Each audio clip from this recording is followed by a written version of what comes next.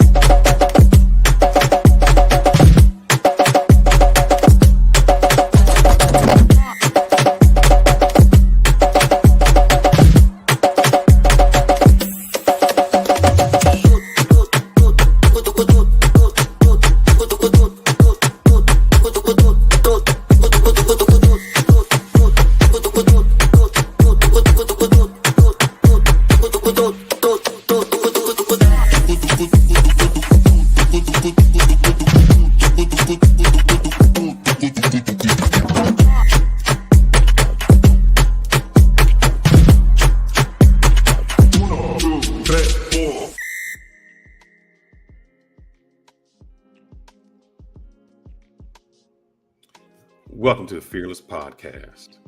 Thank you for joining. I know that you can be anywhere you want tonight, but you decided to be with us, and we appreciate it. Tonight and today, we're talking about the do's and don'ts in dating women overseas. Just so you don't hear my opinion, I brought a special guest that he can share his experiences also. And see if we agree or don't agree on some of the dating tactics overseas. So without further ado, I'd like to bring the creator of Black Man Travels. Let's see if I can get it here. Black Man Travels. I had the pleasure of meeting this man. We were supposed to meet in Thailand, but I guess I couldn't make it there. And then he said he was going to Cuba.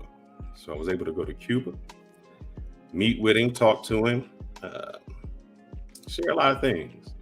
So he has some great insight on traveling. He's been traveling for years, many countries, great overall guy. So I want to talk to him about some of his travels, do's and don'ts. And I know he's been in some relationships overseas, and I want to get his opinion on it. So let's go ahead and bring up Kendall. What's up, man? How you doing, man? Happy Saturday. I'm doing well. How are you? I just want to show this picture real quick. Where is it at? Let me go. All right. So I'm going to keep this picture because this is the only picture where I actually look bigger than you. Yeah, it was a great time. We were at the right outside of the club eating some nasty pizza. Yes.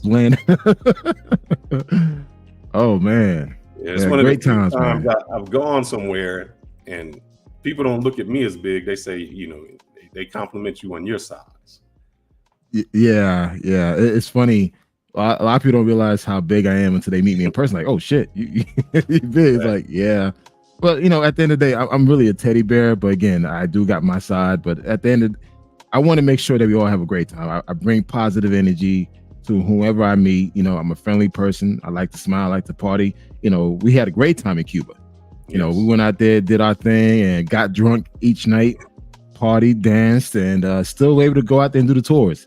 Yes. So we definitely got it in, man.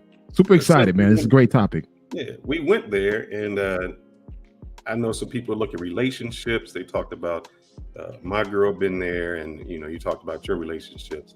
And I know you've been on a dating scene, so I wanted to bring some of those up. But before we get started, can you give the people just a little bit of background about you, your Facebook page, your YouTube channel, things like that? Yeah, definitely. Hey, everybody, this is Kanal, aka Black Man Travels. Don't want to be mistaken for the Black Men Travels. I've been in the traveling scene for quite a while. Been traveling heavy for the past 20 years. Been to over 40 plus countries. I traveled initially first when I was married, now divorced. So I've been traveling heavily as a single guy. And I just enjoy traveling, man. I started a blog called Black Man Travels. And the whole premise of the blog was to really pass the torch on to the next generation of brothers out there that's traveling. I've been a digital nomad for over 10 plus years and just been working remotely, making six figures while traveling. And that's about it, really. You know, my hobbies is photography, videos, and now just creating content. You know, I'm not a YouTuber, but I just like to create content. Exactly. There's a difference. Yeah, there's a big difference, man. The topic tonight is do's and don'ts in dating women while traveling overseas. But before I think we can do that, the question I need to ask is, what is the difference between dating a Western woman and a foreign woman? Ooh, damn, you starting. I throw them hard balls, man. I can't come out swinging. Oh man, you know what? Here's the thing. I want to make this clear. I have nothing against dating stateside. I've done it heavily. My ex-wife was an American. 10 amazing years. Things didn't work out. You know, now we have a great co-parenting, raising our two boys. So I don't have that ill will like, hey, F Matrix women. No, man, look, I have no issues. I live in Atlanta. There's tons of talent, beautiful women here in this city. I don't have a problem meeting them. However, traveling heavily in the past 10 years, I had the opportunity to really date women overseas and in certain countries. And there is a difference. And one thing I've noticed that women overseas tend to still have the traditional perspective of things, like where here in the States, women are trying to fight for the same rights that men have, but not even rights, but the same attributes or traits that men have. While women overseas, they embrace having to do less and just be a lady and just, you know, being nurtured. And I think that that's a big difference. And that's something that we're totally lacking here in this country, is that nurturing, caring, and just like, you know, like I always tell a lady, just be a lady. Let me be the man, you be the lady. That's it. Play your role. So I think that plays a role. But yeah, there's a difference between what women here in the States versus women overseas. I think overseas, women, based on their culture, their upbringing, plays a huge factor in it. And also too, women love to be women overseas. They love to be ladies. They realize, you know, that's their strong selling point, being softer, being ladylike, and that's who they are. Versus here in the States, people feel the need to buck at the system. Sometimes the system works for a reason. Why buck at it? So you think, is that the femininity? Is that the reason a lot of Black men are traveling overseas to Latino countries, Asian countries, places like that? Wow, you just throwing these damn curveballs at me, man. It's the tequila, bro. It's got me quiet. I mean, I thought, you know, I'll come in easy with the soft questions, because, you know, I'm drinking my port wine and all. Like, you come in like, God damn, man. I think a lot of men are just looking for they're looking for something different. I think with today's dating scene, it has become so minute and so aggressive and so abrasive now on both sides, that there's a disconnect between men and women here in the States. Versus when you're overseas, there's an instant connection. And I think people understand to play their role accordingly. Guy wants a woman that's going to play her role, being feminine and just being nice and friendly, while she expect her to, you know, she expect that man to be the head of the household, be the man, pay the bills and everything else. So I think there's a that social contract is still intact. There you go. The social contract between men and women overseas is still intact versus the social contract here in the United States is not intact. I think there's a huge disconnect, and it's going to take a lot of healing on both sides, men and women, to actually, bring that back together. All right. Now, when I've traveled overseas, and I've had this brought up to me by a few people that I had dated in the past, they just thought either American men lacked swagger. There were some things that they lacked. So one of the things I wanted to ask you about is there is a movement now. I guess someone took over the Passport Bros website. Yes. And they're doing dating coaching. So what is, with dating coaching invading the Passport Bros movement, do you think there's a need to get a coach to get women overseas? I mean, first, I want to take a step back in regards to the Passport Bros. I know people think that I have a certain perspective towards Passport Bros, and I really don't. I just want them to clean up their act, get their shit together, and just, present your brand more accordingly. I think they dropped the ball here. They allow people to infiltrate their lifestyle. And now you have people like grifters that's coming in and capitalizing, profiting from that lifestyle. And with the dating coaches, they realize, like, you know what? A lot of men are getting their passports. A lot of men are traveling and they're exploring their options overseas. And the coaches, they're losing money. They're losing tons of thousands of dollars because men are opting out to go explore their options elsewhere. But also too, the coaches are seeing an opportunity within this lifestyle to say, hey, I travel too. Let me give you some pointers in how to find a woman. And really, to answer that question, I took the long way around that question. No, you don't need a coach. No. But I think you need to work on yourself. You need to take your ass to the... I'm going to disagree with you. Okay. And here's the reason why. Sure. I have a lot of posts on my YouTube channel, and I've had some guys write me, how do I do this? How do I do that?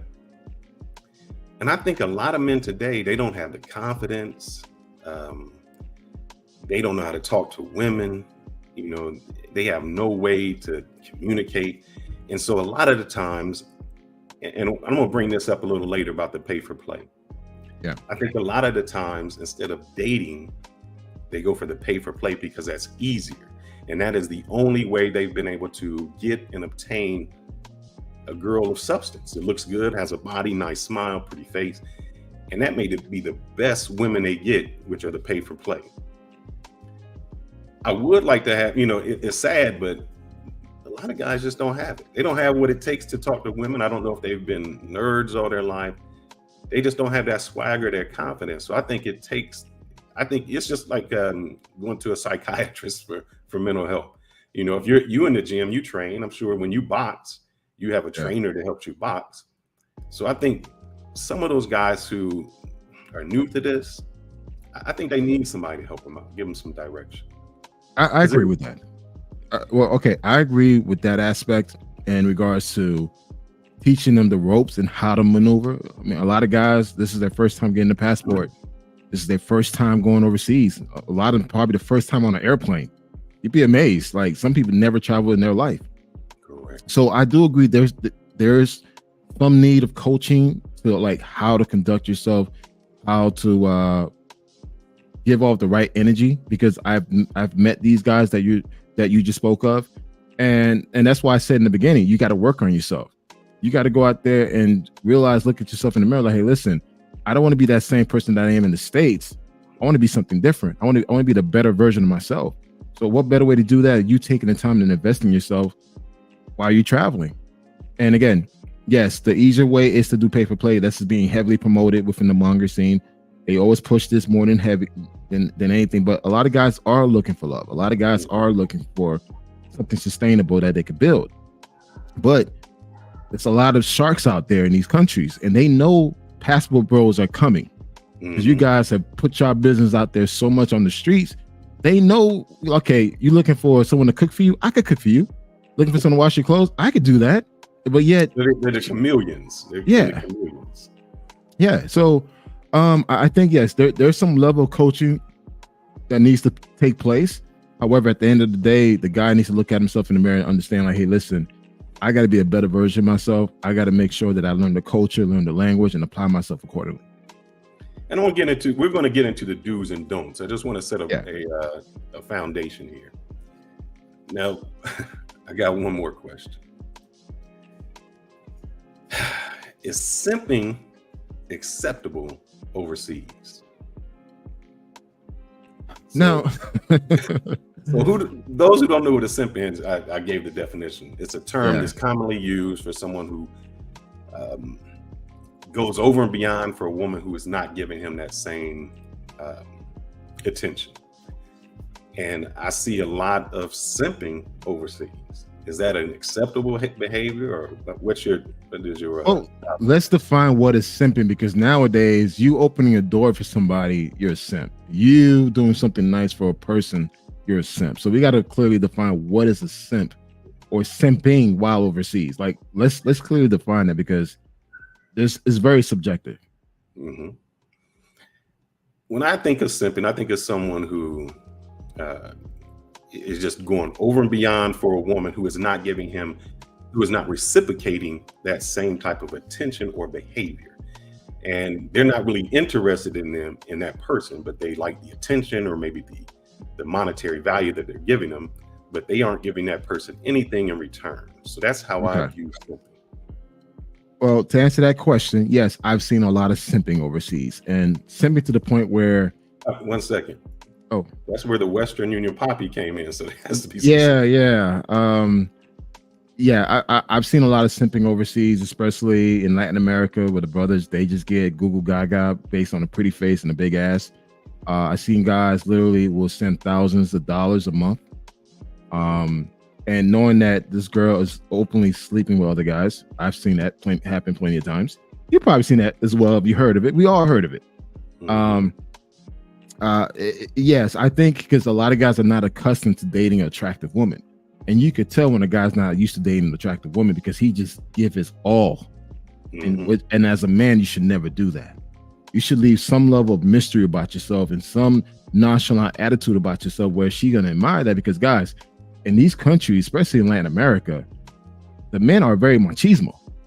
They're very like, men overseas, they're like men in Latin America, men in Asia, they're men. They're your man type of guys. And they don't bend. So when you're American, you bending left and right for this person where people know who she is and knows her history, they're laughing at you. And we said a lot. Hence, the Zua, Cartagena, Rio. It's just like the typical places.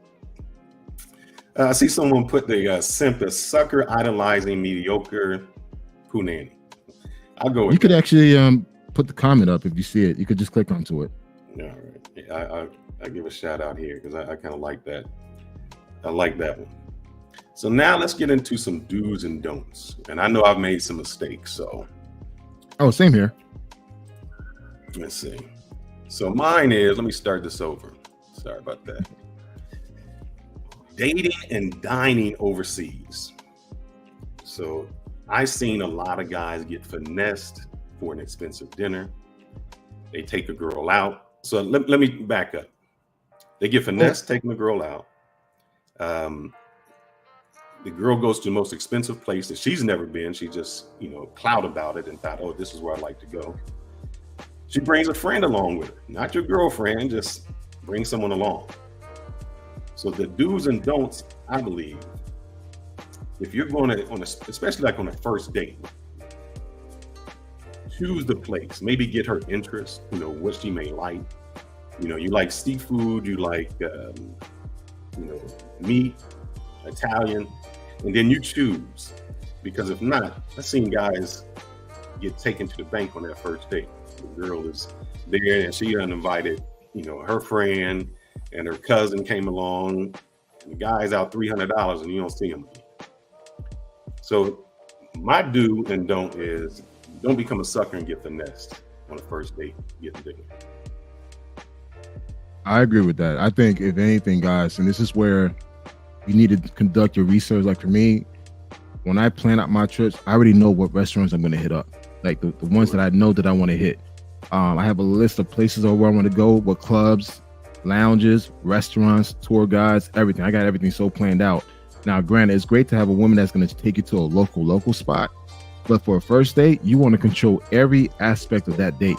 The same thing that you do in the States is the same thing you do overseas. Don't let the woman pick the place, because more than likely, she's going to pick a place where she never ate before, and she wants to take pictures for Instagram.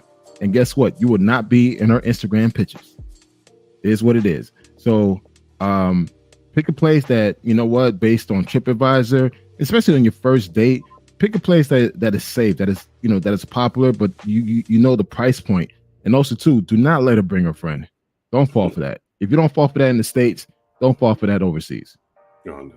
So I've had that happen. I'm in Dallas. So when there's a girl who wanted to go out, and she's like, oh, we can go to Del Frisco. And I just knew Del Frisco because I've had contractors from the company take me there. And I know the steaks was $100. That's just a steak. There was no side. And I was thinking, I don't know you well enough to take you to Del Frisco. We're not on that level.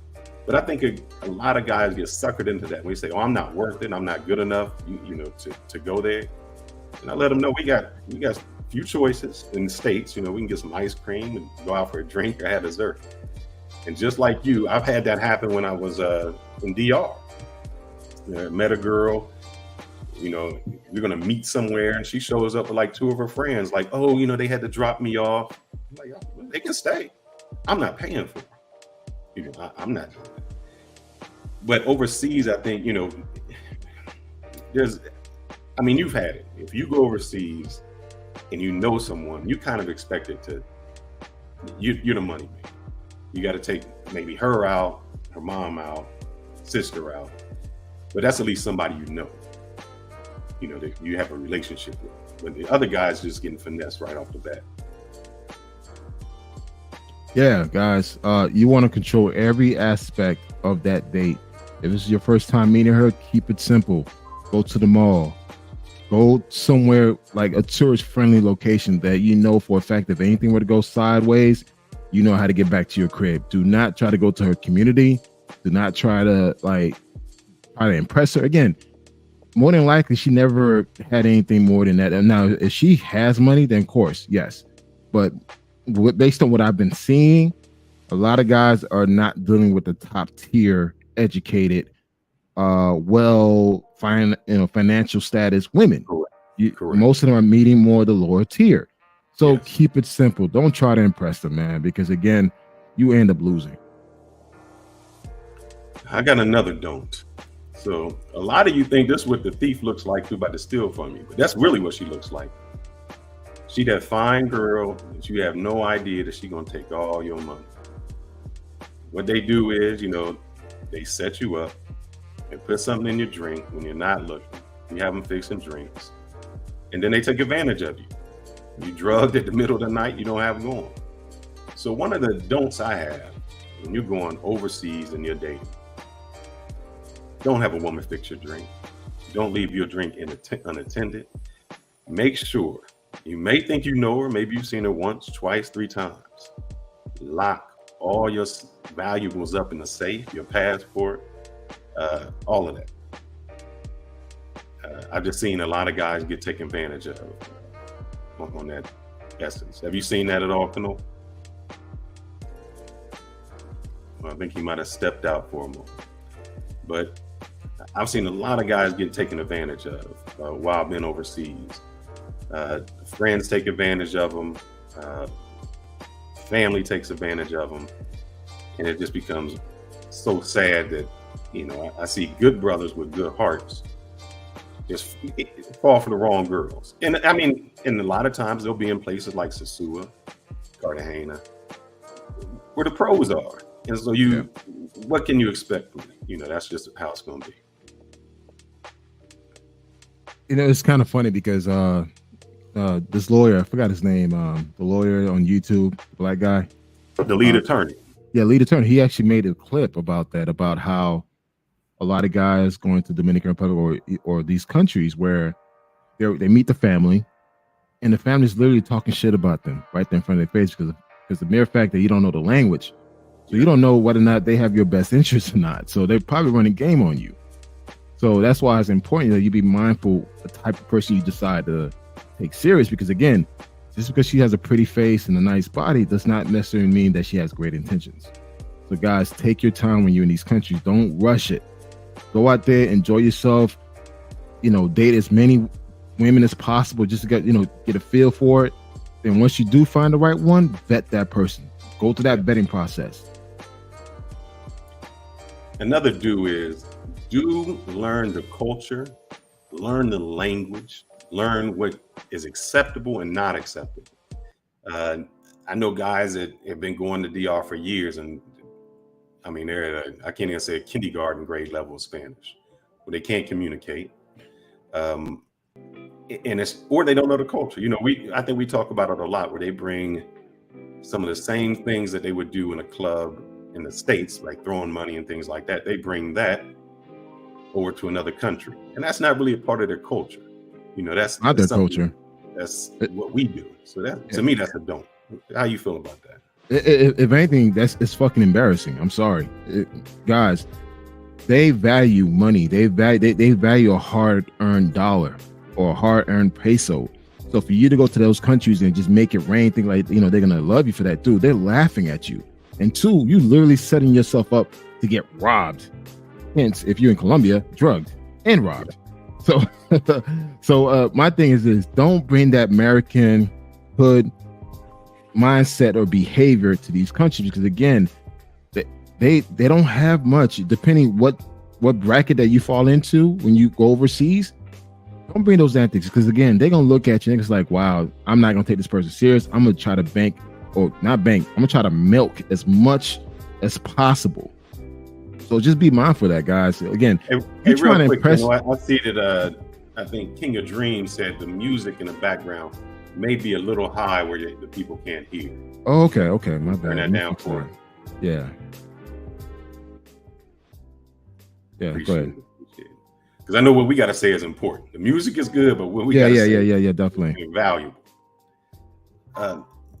Another thing is, let me see if I have this. Men overseas are well groomed. They take care of themselves. They go to the barbershop. They well dressed, fitted clothes. Don't. If you are over 25 and you don't play for a sports team, you're not going to a sporting event, please stop wearing these damn jerseys, man. What it does is it is crazy. It makes you think you're straight gringo. Number two, it's not fashionable. And I know, I mean, you're a big guy. I'm a big. I used to wear big clothes. I used to, wear all the big clothes, and when I went there, they dress more European. Yeah, clothes are fitted. And what guys don't understand is, I remember Sammy Sosa, when he was a kid before baseball, he grew up shining shoes. And when I would walk, I'm like, man, there's shoe shiners everywhere. And I started looking at my feet, and I got on Nikes, Pumas, tennis shoes. And I started looking at every Dominican feet, and I'm like, these brothers wearing loafers. Yep. They're wearing hard shoes. They don't come out looking like we do. They wearing, fitted stuff, hard shoes. When you go to the barbershop, they take care of you. It's well groomed. And when we go there, we stick out like a sore thumb. We're not dressing right. If you've been on the strip in Sasua, we look bad. We look like I don't know what it is they're trying to attract. But to me, that's a don't. Well, if you're going to a place where you're just getting paid for play, maybe it doesn't mean anything. It doesn't matter. Yeah. But if you're trying to find someone for your future and you're trying to date a serious woman, that fashion is very important, because I've gone where I'm about to go out and they're like, oh, you wearing that? And that was a way of saying, yeah, you can't wear that, because it's, you represent me. I represent you. So how do you feel about the fashion and brothers coming over there to other countries? What's the don'ts you see? I think for me, what changed my fashion because when I used to travel, I used to dress like a typical American. What changed my travel, my fashion when I went to Europe and when I went to South Africa? Yes. So I realized like, hey, I need to wear clothes that complements my body type. Correct. Also bring clothes for a different occasion. If you're gonna hit the clubs, don't look like a typical American, man. Wear a nice loafer, wear some, a fitted shirt or a polo, some nice pair of jeans. People like to dress up in these countries. Like maybe here in the States, everything is casual now, but other countries, people still are conservative in how they dress and how they perceive themselves. And one thing I've noticed, if you guys ever travel across Latin America, everybody wear pants. Grown men don't wear shorts. You wearing shorts. Yeah, wearing shorts. And that's why I'm always getting bit by mosquitoes, and I'm wondering why am I the only person getting lit up by mosquitoes? They have and it's like that across Latin America as well as Africa. Grown men do not wear shorts. Yep. They wear pants. But now, granted, if you vacation, you have that exception. But when it's time for you to go out, you should not be wearing any shorts. Exactly. You should not be wearing any Air Force Ones. Like none of that stuff. If you're a grown man, you got grays on you, dog, dress the part. If anything, get some Chuck Taylors. Get some nice polo shirt. Some nice slim jeans or whatever based on your body type. Wear something that's going to compliment you. But understand this: women love to be around a guy that is well dressed, smells good, brushes his teeth. It just look the part, man. Look like you have success. You used to this. You can't be showing up in a certain way where it's like, damn, how old are you again? Where they're gonna like look at you, look at the shoes you're wearing. Trust me, because everywhere you go, you notice those kids, they look at you up and down. Hey, do you need to shine your shoes? Because your shoes is dusty. So they instantly already know. If the kids are telling you, yo, your shoes is jacked up, what makes you think the women are not, or what makes you think what the women are saying? Mm-hmm. And they've already put you into a category. If you're not pressed that, they're like, oh, he's just another gringo for some money. So, that's how they're going to roll. Yeah. And the thing too, people think that these countries don't have an upscale place. Like people always assume like, it's third world or it's just an up and coming country. Like, no, there's still wealthy, rich people in these countries. They go to certain places where you do not go. So you can't show up with a jersey and Air Force Ones and some basketball shorts. Hey, I'm here. I'm American. Love me. Accept me for who I am. They're going to look at you like, bro, I got a Maserati outside. Bruh. And depending where you are, you're not exaggerating. That's not exaggerating. And depending where you are, especially like in Dominican Republic, dude, Maserati, Porsche, Range Rover, Mercedes truck, that's common in Santo Domingo. So don't try to go there with your man purse across your chest, thinking like you're doing something, because you're not. No. That works in Sosúa. That does not work in Santo Domingo. And you are correct. You got to remember, there's a lot of baseball players that are Dominican that send their cars over there. They take care of their family. Their girls are Dominican. I was dating a girl in DR, and if you've been to Santo Domingo, there's a bridge on February 27th. It takes you over to Venezuela Avenue, and there's clubs over there, like Los Mina. That's a neighborhood.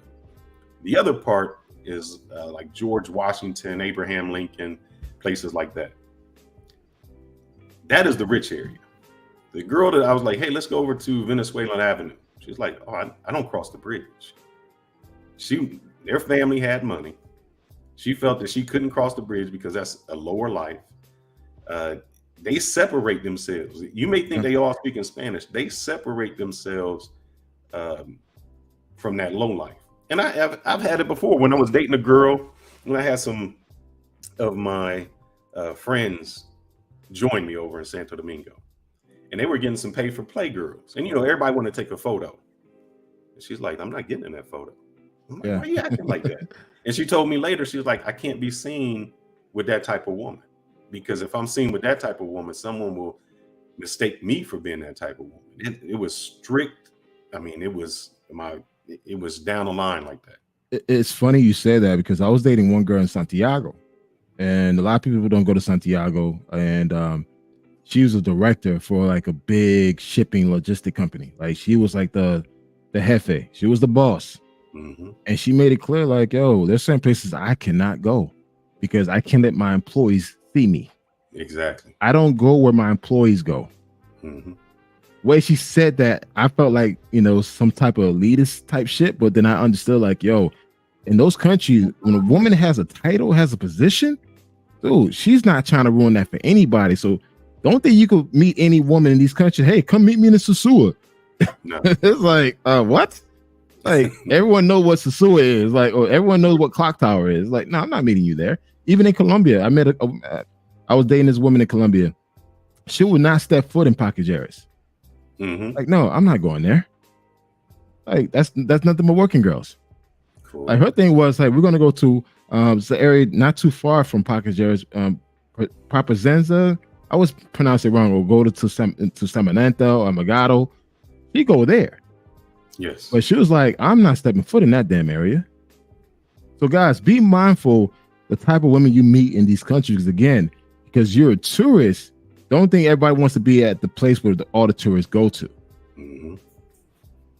Yeah, we mistake that. And I've seen it when just recently when I went to Sosua, I was on Sosua Beach. And I walked down where all the gringos were at, and then I walked the beach. And it was like the beach where the families, that's where all the Dominicans was at. And they wasn't up there worrying about the pay for play, them chicks. It was like entirely two different cultures that were there. And they separate themselves. They're like, no, we're not, that's not us. We don't go to Sosua for the girls. And it makes us as blacks look real bad. A perfect example is, because we're speaking about Sosua, even in Cartagena. And guys, we're referencing these places because most of you guys go there. So we're going to reference these places as a point of reference. Sosua has a place called Alicia Playa. Oh, right next to Sosua Beach. Whole completely different audience. Like you don't realize even the price point changes. Yeah. It's actually more expensive. Like those restaurants there are a little bit more expensive. Mm-hmm. And two, they don't play with the vendors. No. They have police, not security, police on that side, so no one doesn't harass you. So that alone, from Sosua Beach to Alicia Playa, it's a whole different clientele. Cartagena, you go to Cartagena, you got Hollywood Beach. Everybody goes to Hollywood Beach, but they don't realize, dude, you could take a speedboat out to Bora Bora. It's a whole different clientele. And the thing is, that same clientele that goes to Bora Bora Beach, those private islands outside of Cartagena, they would never step foot in Hollywood Beach. No. It's just that reputation. So I think a lot of guys, if you want to find, we're talking about the do's and don'ts. If you want to find a good woman, you cannot go, we're in Atlanta. I know there's Peachtree, all of those places. And there's some places you just wouldn't go if you wanted to bring home a wife. Why do you travel 1,000, 2,000 miles to go to the same place that you wouldn't bring home a wife? I never understood that. And I never understood why brothers are spending all that money to go to a foreign place and pick up a 5 or a 3.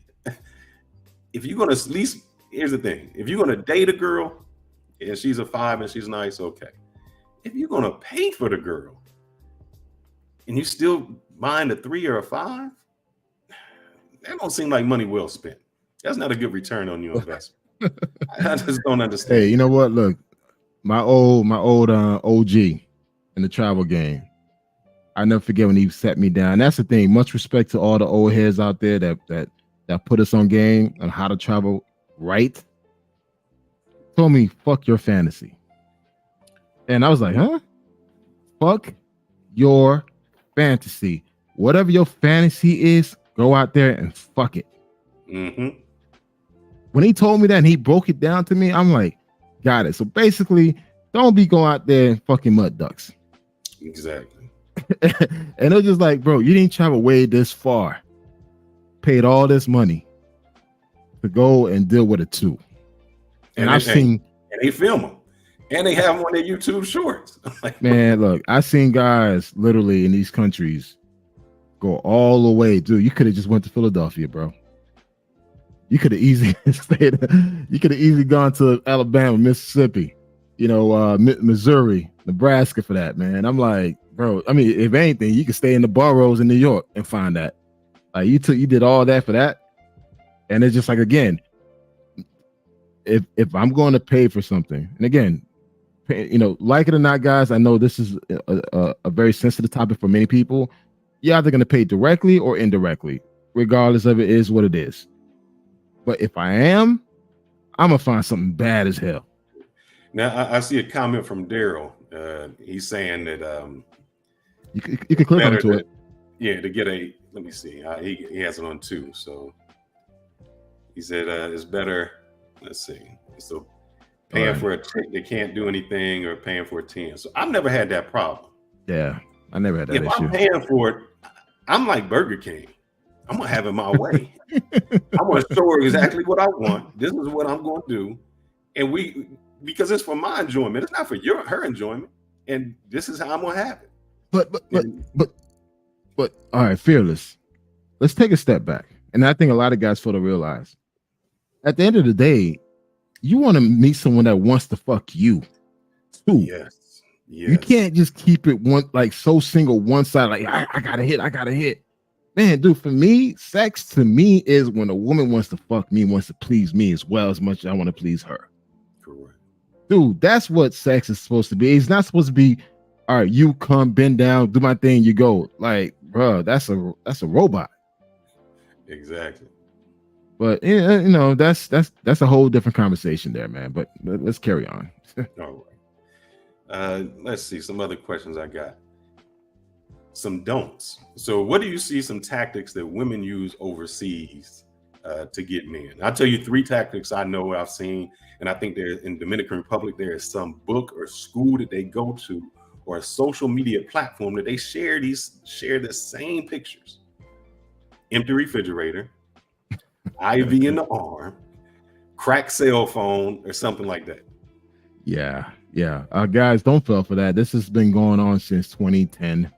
Since they had internet, Wi-Fi, WhatsApp, they use the same tactic where they want to share empty refrigerator, a sick parent or a sick child, which is the lowest you could probably do.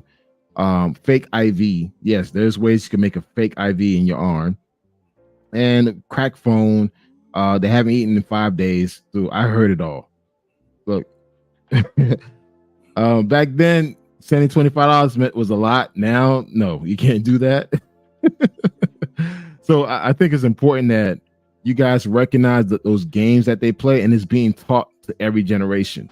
So when you see that I haven't eaten in 3 days, or that empty refrigerator, or cracked cell phone, or my parents sick, or my parents dying for diabetes, don't fall for it, man. Especially if you never met the person, or you never established any type of relationship with that person, do not fall for it. Because she's probably doing that to probably 10 other guys as well. And it is what it is. I used to play games with him. I used to say, there's no food in the refrigerator. I said, man, I have a friend of mine. He owns a supermarket. Give me your address and a list of things you want, and I'm going to send them over there. They'd be like, I don't want nobody to know where I live. Huh? Just send me the money. I've had that. I've had girls tell me before they can go out with me, I have to send them some money so they can get their hair and nails done. That's all cap. Any woman over in DR, her neighbor will do her hair for basically $2. So, that's the game that they play. Let me take that back. That is the game that the lower educated, lower class women play. We need to talk about that. Again, the guys, most of you guys are meeting the lowest of the lowest tiers, where more than likely she probably dropped out of high school, or probably dropped out of middle school, doesn't really speak proper Spanish. And if a girl say, okay, let me tell you. Right. That is something, reason I said you need to speak Spanish is, if somebody was like, yo, what's up, girl? What's up? We would know straight off she was from the hood. When they speak Spanish and they speak in tigre, bad broken Spanish, we don't know. We just think it's Spanish. But when you take that same girl to out somewhere and she speaks, they understand it. They're like, oh man, straight hood. Go ahead. I'm sorry. No. This is a perfect tie-in, guys. A perfect example for all you newbies. If someone sent you a hola with a OLA, run away. Or they don't know. And she's saying, no, they don't know how to. They use the V instead of the B or something like that. Yeah. Typing. If they type in a U and you're using Google Translate, and your Google Translate like, what the hell does this mean? That's a problem. Yeah, that's a problem, because Google Translate is more the most proper Spaniard Spanish, from Spain. If they can't recognize their own language, guys, you got a dumb chick. So it's like, run away from that, man. Because again, a lot of you guys are very new to this, and it's sad that you got a lot of these content creators out there that are not teaching you guys what to avoid. Because again, you guys are open. It's open season on you guys. Mm-hmm. Everyone knows that you're going out there looking for women for these particular reasons. So guess what? They're talking about you. They have WhatsApp groups. Yes. Talking about you guys, where honestly, if you're into the pay for play, there's a committee where everyone has to stay committed to these prices. Like, hey, we're gonna stay on code, and this is what it's gonna be. Because again, because I already know that you guys are coming. When Fearless and I started traveling, there was no committee. Oh no. We kept everything on the hush. We moved silently, and then guess what? We had our own little Facebook group where we talk amongst each other. Mm-hmm. But now everything's on YouTube, TikTok, Instagram. I'm like, God damn. Look, I can go far back. When I used to travel to Santo Domingo, you used to have to change your chip at the airport. You used to get an orange card. So they used to be out people just selling these cards. It was a scratch off, and then you have to put this number in, and that gave you so many minutes. So you'd be buying minutes. There was no GPS. There was none of that. It was, game. And then the good thing about it was you had to go experience it. So, you would tell someone, hey, man, I tell them, don't go to DR. Because if you go to Dominican Republic, when you come back, if you've always eaten hamburgers your life, you don't want a good steak. Because once you had that good steak, you can't go back. And so I would just say, that. They say it was a good place to go. And I say, no.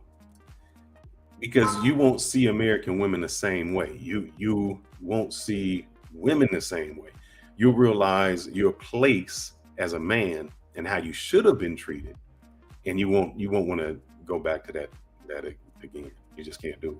I mean, I think for me is that traveling to all these countries made me realize, one, I need to step up my game financially because I love this lifestyle. I love it.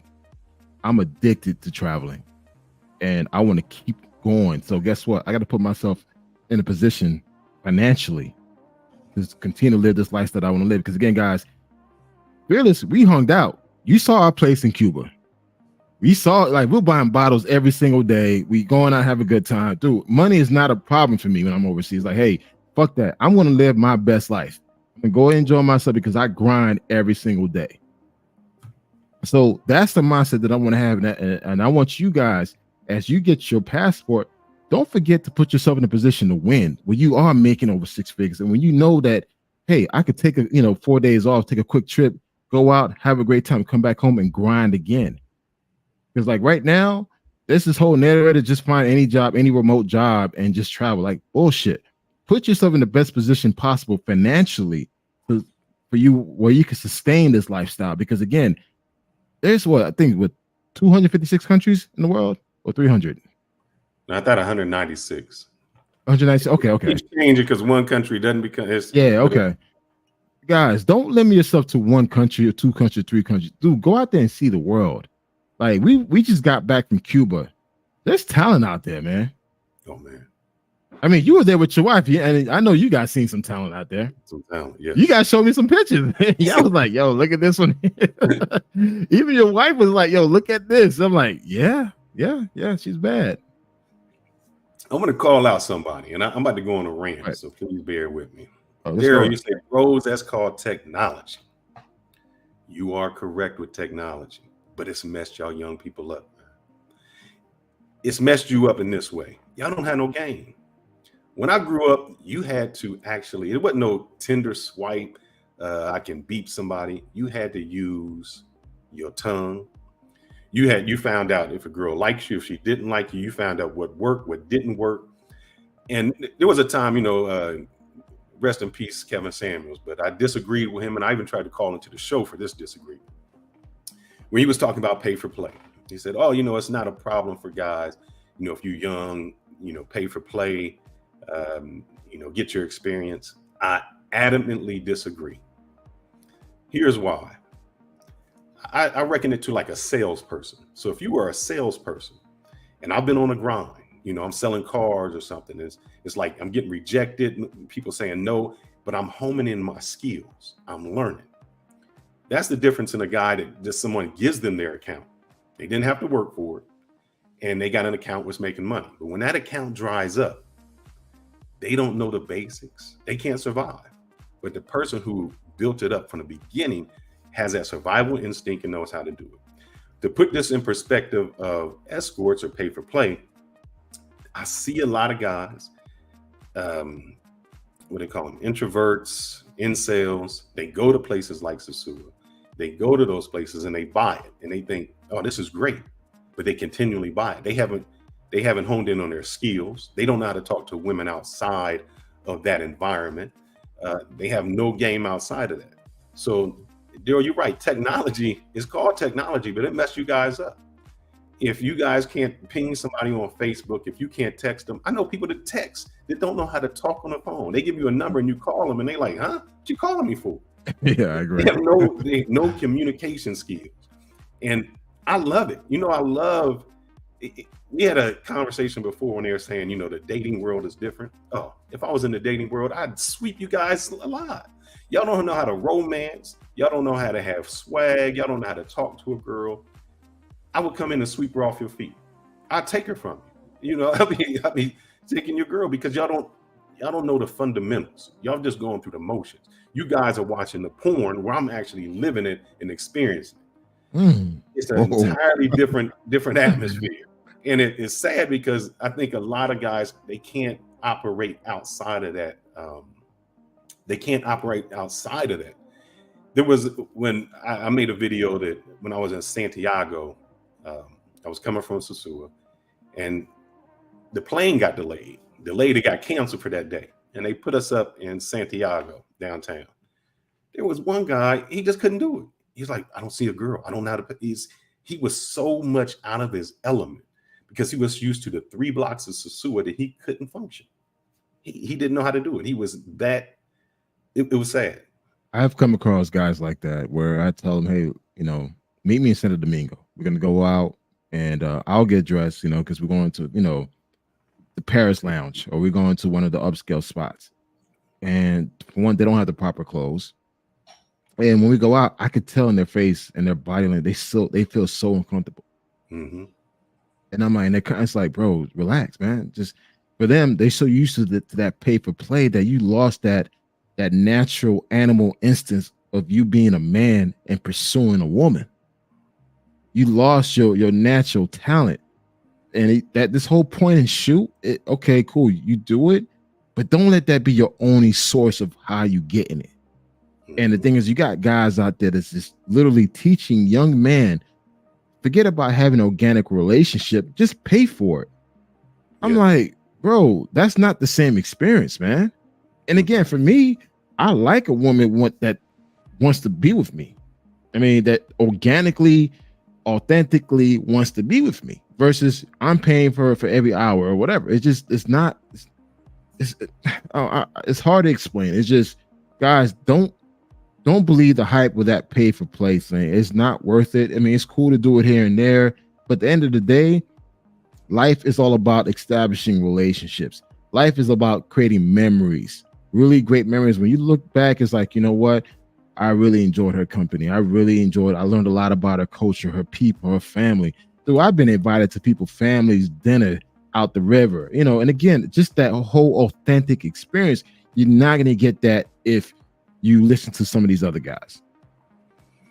So some of the dudes I say, if you go to these other countries, go outside of the Sosua, man. Santo Domingo has a lot to offer. Even places outside of Santo Domingo, La Romana, all those little spots, Mocha, Jarabacoa, all those little spots you hear about, that's where the gyms are.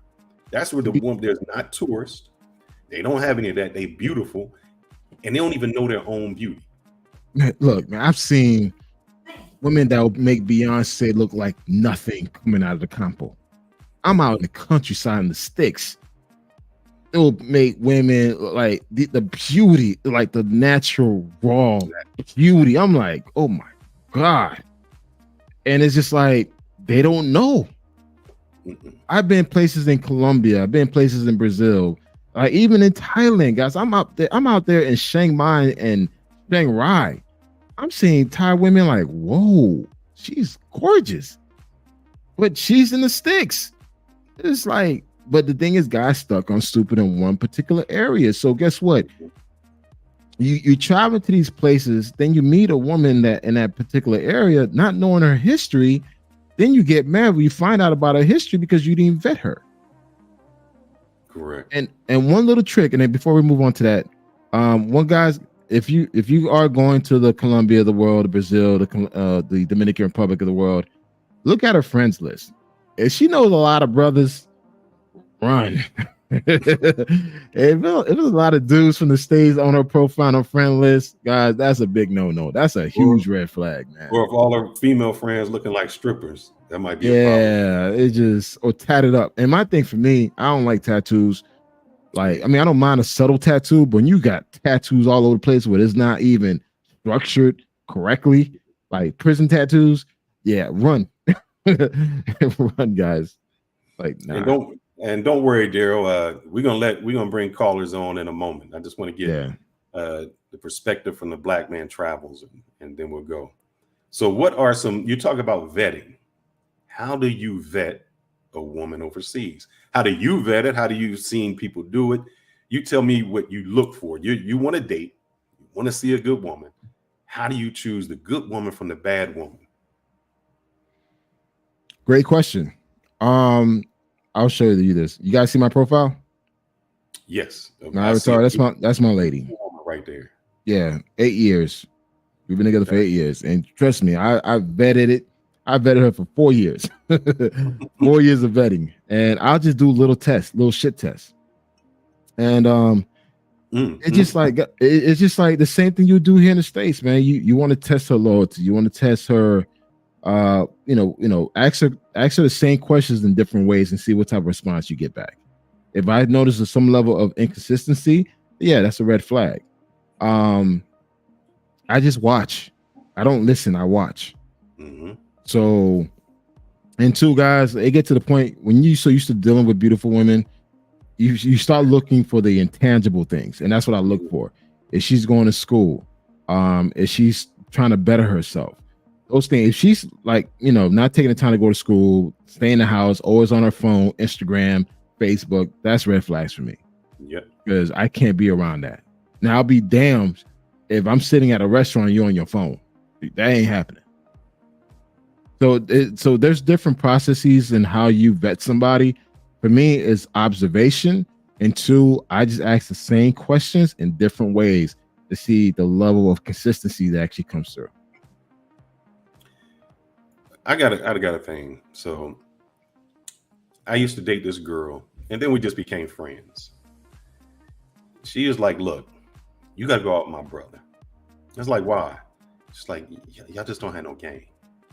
And what she meant by that, and it wasn't no disrespect on me. What she was saying is a lot of Americans come over there and they find a beautiful woman and then they don't know what to do. They lose their mind. She said, "Go out with my brother. When he cuts a girl off, he cuts her off. You won't, he doesn't play that game." And I know someone would not want me to bring this story up, but we got in an argument. She was just when she lived in Santo Domingo or in DR. And I'm on the plane. I got Wi-Fi on the plane. And I'm like, "Look, I'm in the air. I'll be there in like 1 hour. You tripping or you not tripping?" And she was tripping. When I landed, I was with somebody else. I said, "Hey." And she knew right then. I said, "You are replaceable. I don't care how fine you are, how good you are. Remember, don't try to treat me like shit." And a lot of girls will, because if you've gone over, I've seen guys travel over there and then, the girl treat them like shit. And they have to take it because it's like, she the best I'm going to get. And can I say something about that? Mm-hmm. Guys, as much as we want to put these people on a pedestal, I seen a lot of guys get treated like shit overseas. I've seen a lot of American dudes get abused, get hit on, get cops called on. Like, I've been doing this for so long that I've seen it. And I laugh when the guys try to position one group over the other. It's like, oh, they better, this and that. Like, no, they're not. Because here's the thing. More than likely, because you didn't take the time to vet the person and really find a good person, you're probably messing with the lower tier of people. Mm-hmm. So I've seen guys get abused. I've seen guys get police called on. I've seen guys lose their property. You bought a house and put on the girl's name, and she took the house from me. Okay. Now her boyfriend, her papi chulo, staying there. Like, I've seen these things, and it's just like it kills me when guys don't take the time to like really understand the way of life of that particular country, the laws, the rules, and everything else. And again, you just get caught up by the pretty face and big ass or nice tits. No, that's not enough. You gotta look for the intangibles. Huh? The law in DR. If she moves into your house and she's there 6 months, she is that's her house. Your wife. She gets half that house. You can't kick her out. So you just think, oh, I got my girl living there. Yeah. She your girl now. She got half your house. So be careful with that. Yep. What other ways would you vet? So one of the things I always looked out for is if they ask me for money. If they're saying, I need this, I need that, it makes me think, what do they keep asking me? You know, they was independent beforehand. It's no problem to help your girl out. Not an issue. But if it's like a constant thing where it's like, I don't have this, I don't have that, that's a red sign, a sign for me. Another sign is, like, I made sure when I was dating, I have no problem. We can go out. I'll take you out. But am I meeting your family? Are you cooking for me? So I had, my girl was like, I'm going to cook for you. I'm going to iron your clothes. We going to my grandmama's house. So it's an entirely different feel. I think guys, they don't realize that. They don't get into that. They don't vet the woman and they're just sending money. I have a friend of mine who sends money. I guess he thinks it's like putting something on credit. Like, it's like he's going to be there in like June. So in April, he sends some money in April. He sends some money in May, sends some money in June. And he thinks when he gets there, well, I've already paid. They're like, nah, that money gone. So we get fooled like that. Look, I've seen, again, and it's sad to say, I've seen receipts of men sending $1,000 a month to the Dominican Republic. This is not his wife. This is not his mother of his child. Just a random. And it's sad because his self-esteem was so like shit. Like, he felt like that's all he could do. And I'm telling him, like, bro, take the time, work on yourself, go out there, see other people, do different things. But for him, it's like, this is the best that I could do.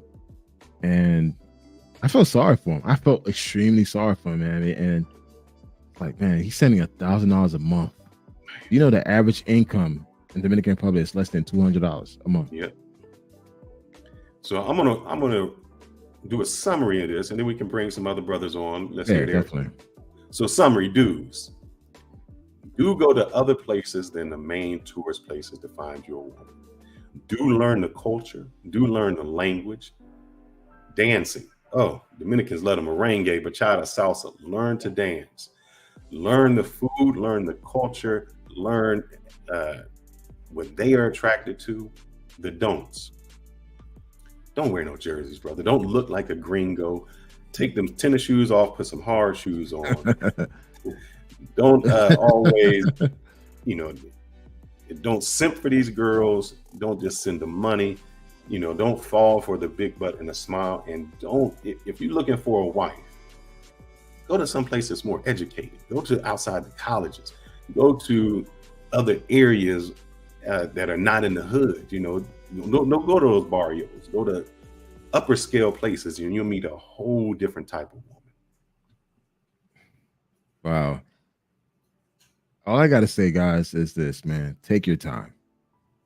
Take your time. You're in a higher position of power and persuasion. Explore your options. And 2, believe in yourself. Work on yourself. And just don't rush into anything, man. Just take it easy. You don't need to fall in love after the first date or after the first smash. I mean, enjoy yourself. Mm-hmm. And also too, guys, go out and live your fantasies, man. Whatever fantasy you want to live, go out there and live it before you decide to settle down. Because there are a lot of good women out there that's looking for a good man, but you have guys meeting these good women that still want to go out there and do their thing. Like, look, if you want to still do your thing, then go do your thing. Don't get someone involved with your mess, because that's what's happening now. I seen guys in these countries try to smash the cousin, sister. Yeah, at worst case, I seen dudes try to smash the mother. I'm like, bro, you trying to smash the mother too? And it just doesn't make any sense, guys. And it's just like, take the time to really work on yourself. Take the time to go out there and explore the country, learn the language, learn the culture, better yourself, guys. Look, listen, I love to dress up now. Like, shit, when we were in Cuba, shit, Fearless was all dressed up. I was like, all right, cool. So I had to change my little shirts. Like, all right, cool. Dude's gonna come try to, measure me up. All right, cool. And guess what? We go out to the damn club. We taking it over. We went to the art factory. We had a great time. People love our energy. Yeah. And it's just like, guys, go out there and enjoy yourself. Be the best version of yourself. Go out there and make that money and just live life. But at the same time, don't try to get played, because again, people know that you come into their country, and trust me, they see you as a come up. Yeah. And I'll close, and you can find out who you want to bring on. It's to my New York brothers. Please just smile, man. You allowed to smile. Yo, son, you can smile. They go out there and they try to be hard or something. It's not like that. You're in a whole different place. Put a smile on your face. Yo, these New York dudes be on some weird shit sometimes. I'll be like, bro, the hell, you in the country with surrounded by beautiful women. Why are you still mad? Well, anyway, guys, we dropped the link to join the conversation. Again, we want to make sure that you guys are bringing some really thoughtful questions, no dumbass questions, and let's have a real talk conversation. So we just dropped the line. Feel free to jump on. I think Daryl, it seemed like you had a lot of questions or assumptions. Hey, come up. Let's answer those questions or those assumptions you had. I want to know what these guys who traveled or who haven't traveled, how they feel they got to vet women, how they communicate. And while we're waiting for somebody, this is my question. How did you maintain a long distance relationship? Since we're talking about dating, you're not going to either move there, they got to move here. In the meantime, how do you maintain that relationship? A lot of conversations, a lot of video chats every day, morning, afternoon, nights, 3 times a day. Mm-hmm. And I'm in the country literally every other month. Okay. And when I'm there for every other month, I'm there for like 2 weeks minimum. So I'm there. I'm literally immersing myself into the way of life. I'm not doing the tourist stuff anymore. Now I'm going to a local Dominican store, mm-hmm. local Dominican restaurant. And it's just like I immerse myself into it. And also too, I learned to speak Spanish. I learned to because I'm out there so much, I have to know how to move around out there by myself. Mm-hmm. So my Spanish game got to come up. Yeah. And a lot of listening, a lot of observing. And again, I look at your behavior. If I see your behavior changing, I address that. Mm-hmm. If I don't see what I like, I move on. I'm laughing because when you said the local store, I remember when I was in Santiago, I went to a local store. The girl wanted me to get something for breakfast. So there, you don't have to buy all the eggs. You can buy just a few eggs. And we were buying chicken. This dude pulled out a piece of cardboard. He sat on the counter and he got a knife and pulled the chicken out. I was like, how much you want? I was like, hold up, bro. We doing it like that? They just hanging it. I wasn't ready for it. So that's why I understood now they wash their chicken with the lemon or the lime or something, for the bacteria. But I wasn't ready for that. That was a different experience. Oh, actually, I had to go pick a goat. It was Christmas. Goat. Yeah, I had to go get a goat. And I remember my girl was like, hey, you got to go grab a goat with my dad. And I'm like, okay. So I'm thinking I'm going to a store, get some goat meat. You're going to see that goat. It's alive. It's like, which one you want? This black, white, this brown? I know he can't pick me up. He's like, okay, we're going to drive somewhere. We go up in the mountains. I'm like, okay, well, we're in a goat farm. What goat you want? I'm like, what do you mean? Like, yeah, this is the goat we're going to eat. I'm like, okay. You started to I feel picked sad it. for that animal. Like, Yeah. man, I was just talking to you a few moments ago. I picked the goat. It was a black goat too, man. I was like, oh man, goddamn, why I gotta pick a black goat? Then I picked the goat, and he picked it, dude. All I remember, all right, we got some presidentes. Stand in the corner, like under the tree, drank. He played his bachata, whatever his music, old school bachata music. I mean, old school merengue music. Man, 30 minutes later, man, we got bags of meat. I'm like, taking this home. It's like, this is what y'all do. It's like, yeah, this is life. It's like, get used to it. This is gonna be your life now. I'm like, okay, all right. Who was that on here? I seen somebody say they was learning how to dance.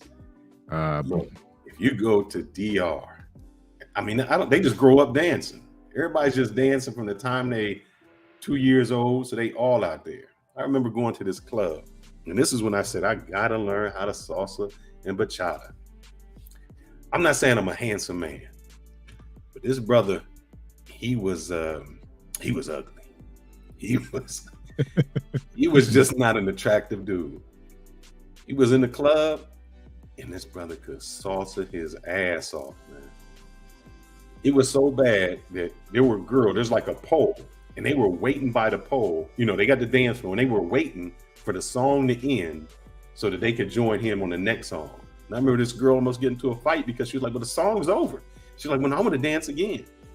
Because in their country, it's weird. You know, we don't dance with our hips. We kind of move up a body like this, where in DR, it's all about the hips. yeah, So when a woman is dancing with you, they see you dance. They just like we equate when a girl's shaking or they doing all that, we start to equate that with how sexually good they are. That's the same thing they do in those other countries. When a guy can dance and they move in the hips, you know, it's a turn on for a girl. yeah. We got someone. We got KG Playground. You want me to bring him on or? Yes, let's go, KG. What you got? What up, boy? Hey, hold up. Before you start, we Fearless, you want to read his comment? His comment? Which one? No, there's a comment on the screen. Can you see it? Oh yeah, that's the old lady there. Yeah, go for it. That's not figure that to you walk read through the streets of Cuba with a group of black men. A lady who lives in one of the streets, she was surprised, which the rich are wrong. That's, you know what? I'm sorry. She's saying that, but now I'm knowing what she's saying. Yeah, I was there. I don't know who it was. I want to say you or one of the other brothers. Y'all had on some cologne. Yeah. When y'all walked, it was me, but when y'all it was walked by me. this woman, yeah. She was like, oh my God. She's like, I haven't smelled someone that fresh. I mean, it was like she was ready to drop her drawers. Yeah. It was that. She was like a handsome man and he smells delicious. So I don't think brothers understand how far that goes. You can get in the panties with just the way you scent. Your smell goes by. Well, here's the thing. Your wife didn't tell you afterwards when we were leaving the restaurant. She went up to your wife and said, hey, listen, we got some girls that we want to hang out with y'all. We were like, you know, so again, guys, you taking the time to look at, you know, to take care of yourself, dress well, smell well, bro, that's going to draw people to you. Mm-hmm. The cologne that we have in our country do not exist in most countries, or it's super expensive. So guys, get your cologne game up, man. Yep. But anyways, man, we got KG Playground. What's up, man? What's going on, brother? What's good? How y'all feeling tonight, yeah? I'm doing good, man. What's your take on this whole topic, man? This whole conversation, man. Real talk. Yeah, like, I mean, we've been over this a couple times already, so, but I'll give my opinion. Basically, I feel like a lot of guys, they try to shortcut their way to success. So basically, instead of them putting in the work, getting better, becoming competitive, they feel like if they can go overseas, that's like they cheat code. Like, oh, forget these American women. The Dominican women, they love you. They love brothers over there, blah, blah, blah. They always that love you brothers jump. But then they're not realizing they being played. And it comes down to the fact that you don't want to compete. Like, I feel as though, as a man, you should be able to go to any country and pull women. It shouldn't just be like, oh, I can't get women when I'm in America. I can't get women when I'm in the UK. I only can get women when I go to Thailand. Like that doesn't make sense to me. Cause like watching my uncles grow up, they used to pull chicks all the time. Like they used to have competition. That's what kind of like inspired me. Cause like they used to have like competitions who get the most numbers. And I used to see that growing up, and I'm like, damn, like these dudes is getting it. Nowadays, I see dudes, and dudes is like, yo, you go talk to a chick, you come back, they like, yo, how much you want? I'm like, what? But yeah, I don't want to go too much on a tangent. I was just like, that's like my opening statement. So my question is, have you dated overseas? Oh, that's KG, boy. You don't ask KG that question. No, I mean, how would you, to a person who hasn't been there, how would you tell them to vet a woman that they're looking for a serious relationship, not just for the one night? Now, what KG, look out for. KG, before you answer that question, which is a great question, let everyone know who you are, dog. Because you try to play this low key, like nobody behind the scene. Yo, let people know your fucking resume right now. I'm sorry, bro. KG, I didn't put no respect on your name, brother. Yeah, man. Now, because the thing is, if you don't know who he is, man, and I gotta put some respect to his name, dude. Let people know who you are and let us know what been your experience while you're in these countries doing your thing. I'm putting you on the spot today, bro. I'm sorry. Bro, you gonna put me on the spot, bro? I'm a nobody, bro. Nah, you ain't nobody. Nah. I'm your typical passport, bro. Nah, bro, you ain't no goddamn passport, bro. Now, come on, let everyone know who you are, and go ahead, because you got a YouTube channel too. Don't play that humble shit, man. Come on, man. Let's go. I keep it real today, yeah. So yeah, I do got a channel. Whatever. But yeah, so yeah, I've been to a bunch of countries. I've been traveling since before the Passport Bro movement. So I've been traveling since 2017. So I've seen the change over time. And the thing why I didn't really speak out about it, I thought it was just growing pains. Like, everybody, when you go through your honeymoon phase of traveling, everything's like so amazing. Mm-hmm. So he's like, oh yeah, it's so different. But then once you live overseas, because I lived overseas multiple times for like 3 months, 6 months, 9 months, coming back and forth. And I've been to just to highlight the countries I've been to. I've been to Tanzania, Thailand. I've been to the Philippines. I've been to Haiti, DR. So I've been around. And once you've been around a while, you see the same patterns. You're like, damn. And you see brothers running into trouble. But then when you come and talk, because I like to help brothers out. And when you talk to brothers, they always have that mindset like, oh, I can't do this in the States, or these women are different, but there's no different women. That's like saying human beings are different. Like you're going to Russia and like, oh, human nature is completely different. They don't believe, they don't have the same greed, they don't have fear, they don't have lust. It's all human characteristics. The only thing is culture might change that and influence that a little bit different. And then I forgot what was the point of this? I forgot what I was supposed to do. No, I got another question for you. So I think somebody said we need to pay you for a consultation on how to get the girls over there. So are you are you going to be a dating coach to help these guys out? And I say that because you said some guys come to you. I've had, I hate to say YouTube arguments with guys by saying, man, what y'all doing is just ridiculous. So how do you get it where you try to tell a guy this is the right way? Do they listen to you? Do you see this young generation listening to you, or the new travelers listening to you? Yes and no, but I say mostly no. And because this is the thing, I know both sides of the coin, because I've been studying this stuff for a minute. I'm gonna keep it a buck. I'm gonna keep everything a buck because I'm transparent. I don't care. I'm real with it. You see, I got my tequila, so let's go ahead and get this going.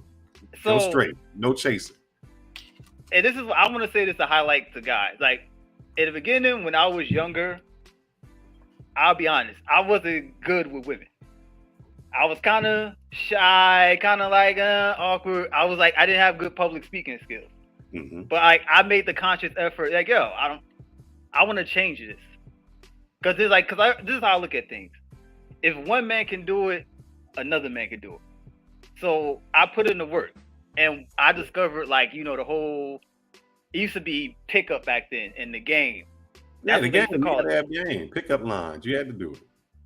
Yeah, so like I read all those books, did all that, and I came to the conclusion, like, this is bullshit. You don't need all this. Mm-hmm. All you need to do is dress nice, have confidence, develop your social skills, and you do that, and you'll be good. You don't need all this fancy bullshit. So that's why I can understand how people are against dating coaches, because I've been around some dating coaches in person, and like these dudes don't really know what the fuck they doing. I don't know if y'all want to keep this PG. I wouldn't curse. my thing is this: there's a lot of the technology has messed up the guys.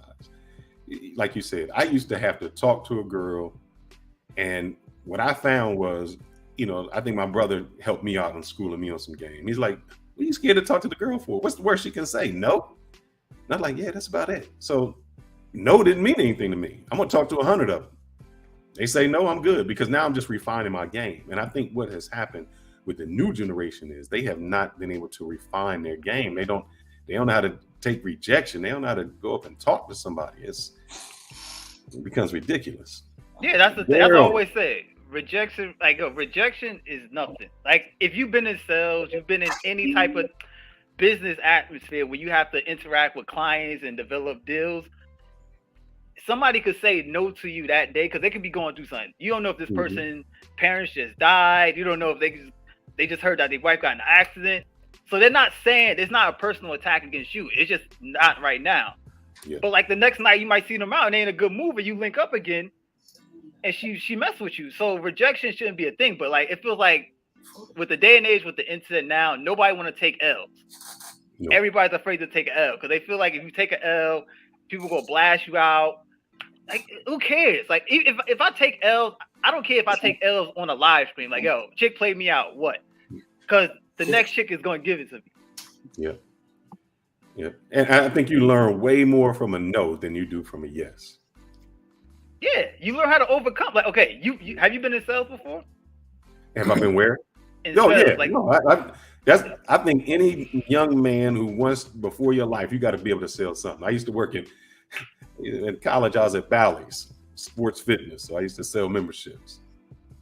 Yeah, so it's a numbers game at the end of the day. And then people, I don't know why people are so, they want instant gratification. Like, certain nights you're not gonna get it.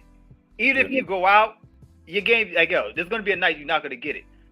But they're so afraid of like losing. Like, I don't know what the shift with social media, and like, I guess it changed people's like time horizons of how they want to achieve things. Because I look at it like this, yo.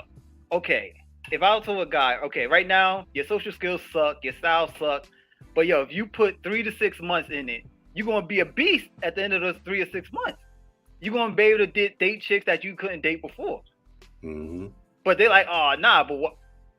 I could go to DR and I could drop 100, and I'm like, bro. That's not like the whole this, and I have no issues with people when you want to monger and do all that. It doesn't. But the thing is, dudes, they monger so much that they trick themselves into thinking that these are real relationships. Exactly. They're not real relationships. And then people always say, and they always make this excuse, whether like, oh, you paying for it some way or another. I'm like, no, there's a difference. There's difference in investing in something that you're trying to build something and buying temporary time. Mm-hmm. Cause like, I'm pretty sure, like, you said you're married, right? Mm-hmm. So yeah, so if something happened to you, your wife is gonna do everything in her abilities to make sure you're right. Correct. Is some chick on the scroll gonna do that? No, and that's what I remember our last conversation. We was taking, we were talking about. I said the reason I got married is my wife said, "Who's gonna wipe your butt when you older?" And the guy was like, well, you make 200,000, you'll find somebody to do it. Here's what I was thinking, because you post a lot of this.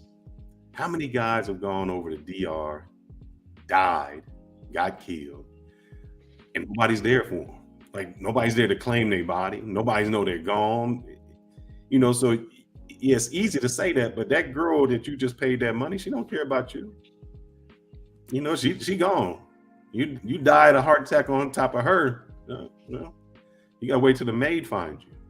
So I think it is a difference when we do that. Here's the thing, guys. A lot of our brothers have died overseas, and guess what?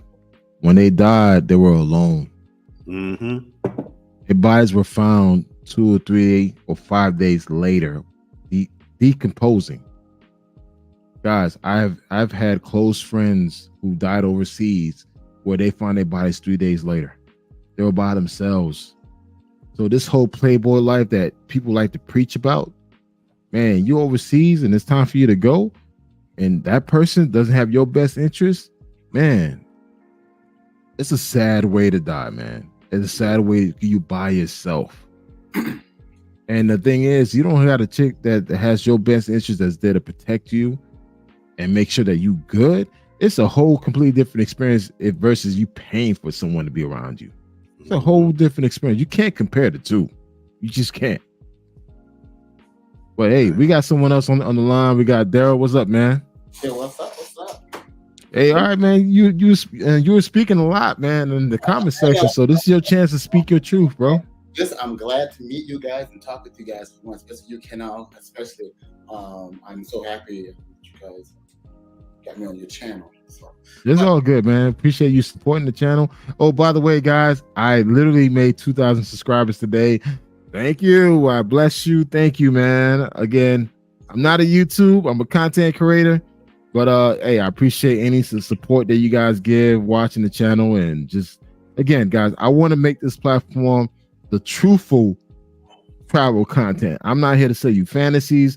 I'm not here to sell you a dream. I'm letting you know what's going on overseas, guys. So we're bringing people like KG. We're bringing people like Fearless to come on these platforms and let you guys know what's the real deal that's happening in these countries, man.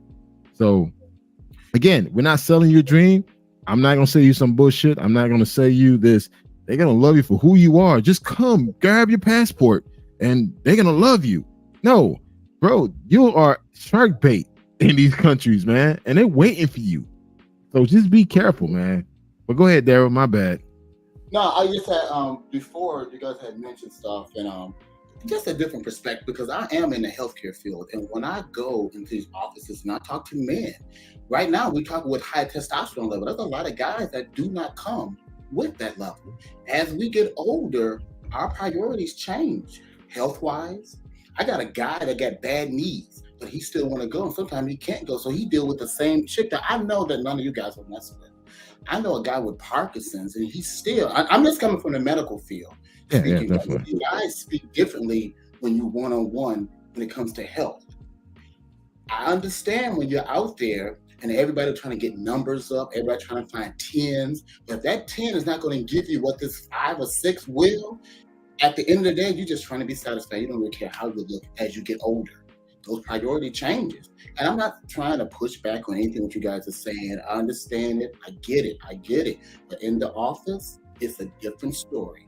This is why there's differences when you travel. This is why. My pushback on that isn't if you find a girl. As we all get older, it's going to happen, regardless if you want it or not. You can call it pushback now. As you get older, 50, 60-year-olds, and you guys see the 50 and 60 and 70-year-old guys out there still doing it. They will tell you that they're not doing it the way they used to do it back in the day. Their body just not going to handle it. So it's not a pushback, it's human nature.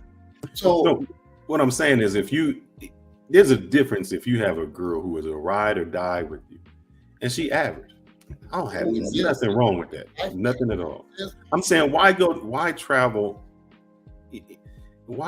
to, like, if I'll tell you an example. I know guys that travel all the way to DR. Instead of eating the food, they go to McDonald's. It makes no sense. I know a guy that bring his cup of noodles with him so he don't have to go out to eat. Yeah. But I'm saying if you go all the way overseas, you're paying for it, then I think you should you should get top notch. But it doesn't happen like that. I think that when I get off at the airport in Puerto Plata, I should have 5 girls waiting for me at any given time.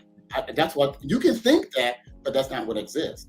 That's not what exists. And those guys, if they got the money, I know guys who retired and who got the money, but don't have the social skills as the other young man saying they can't do anything. When they get to the DI, they don't have the social skills, but they don't need the social skills.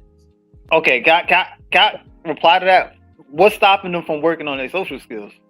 When you get that age, I know. Okay, I'm gonna tell you why. I know a guy that cannot roll his R's in Spanish, so his Spanish is horrible. So his social skills is going to be horrible.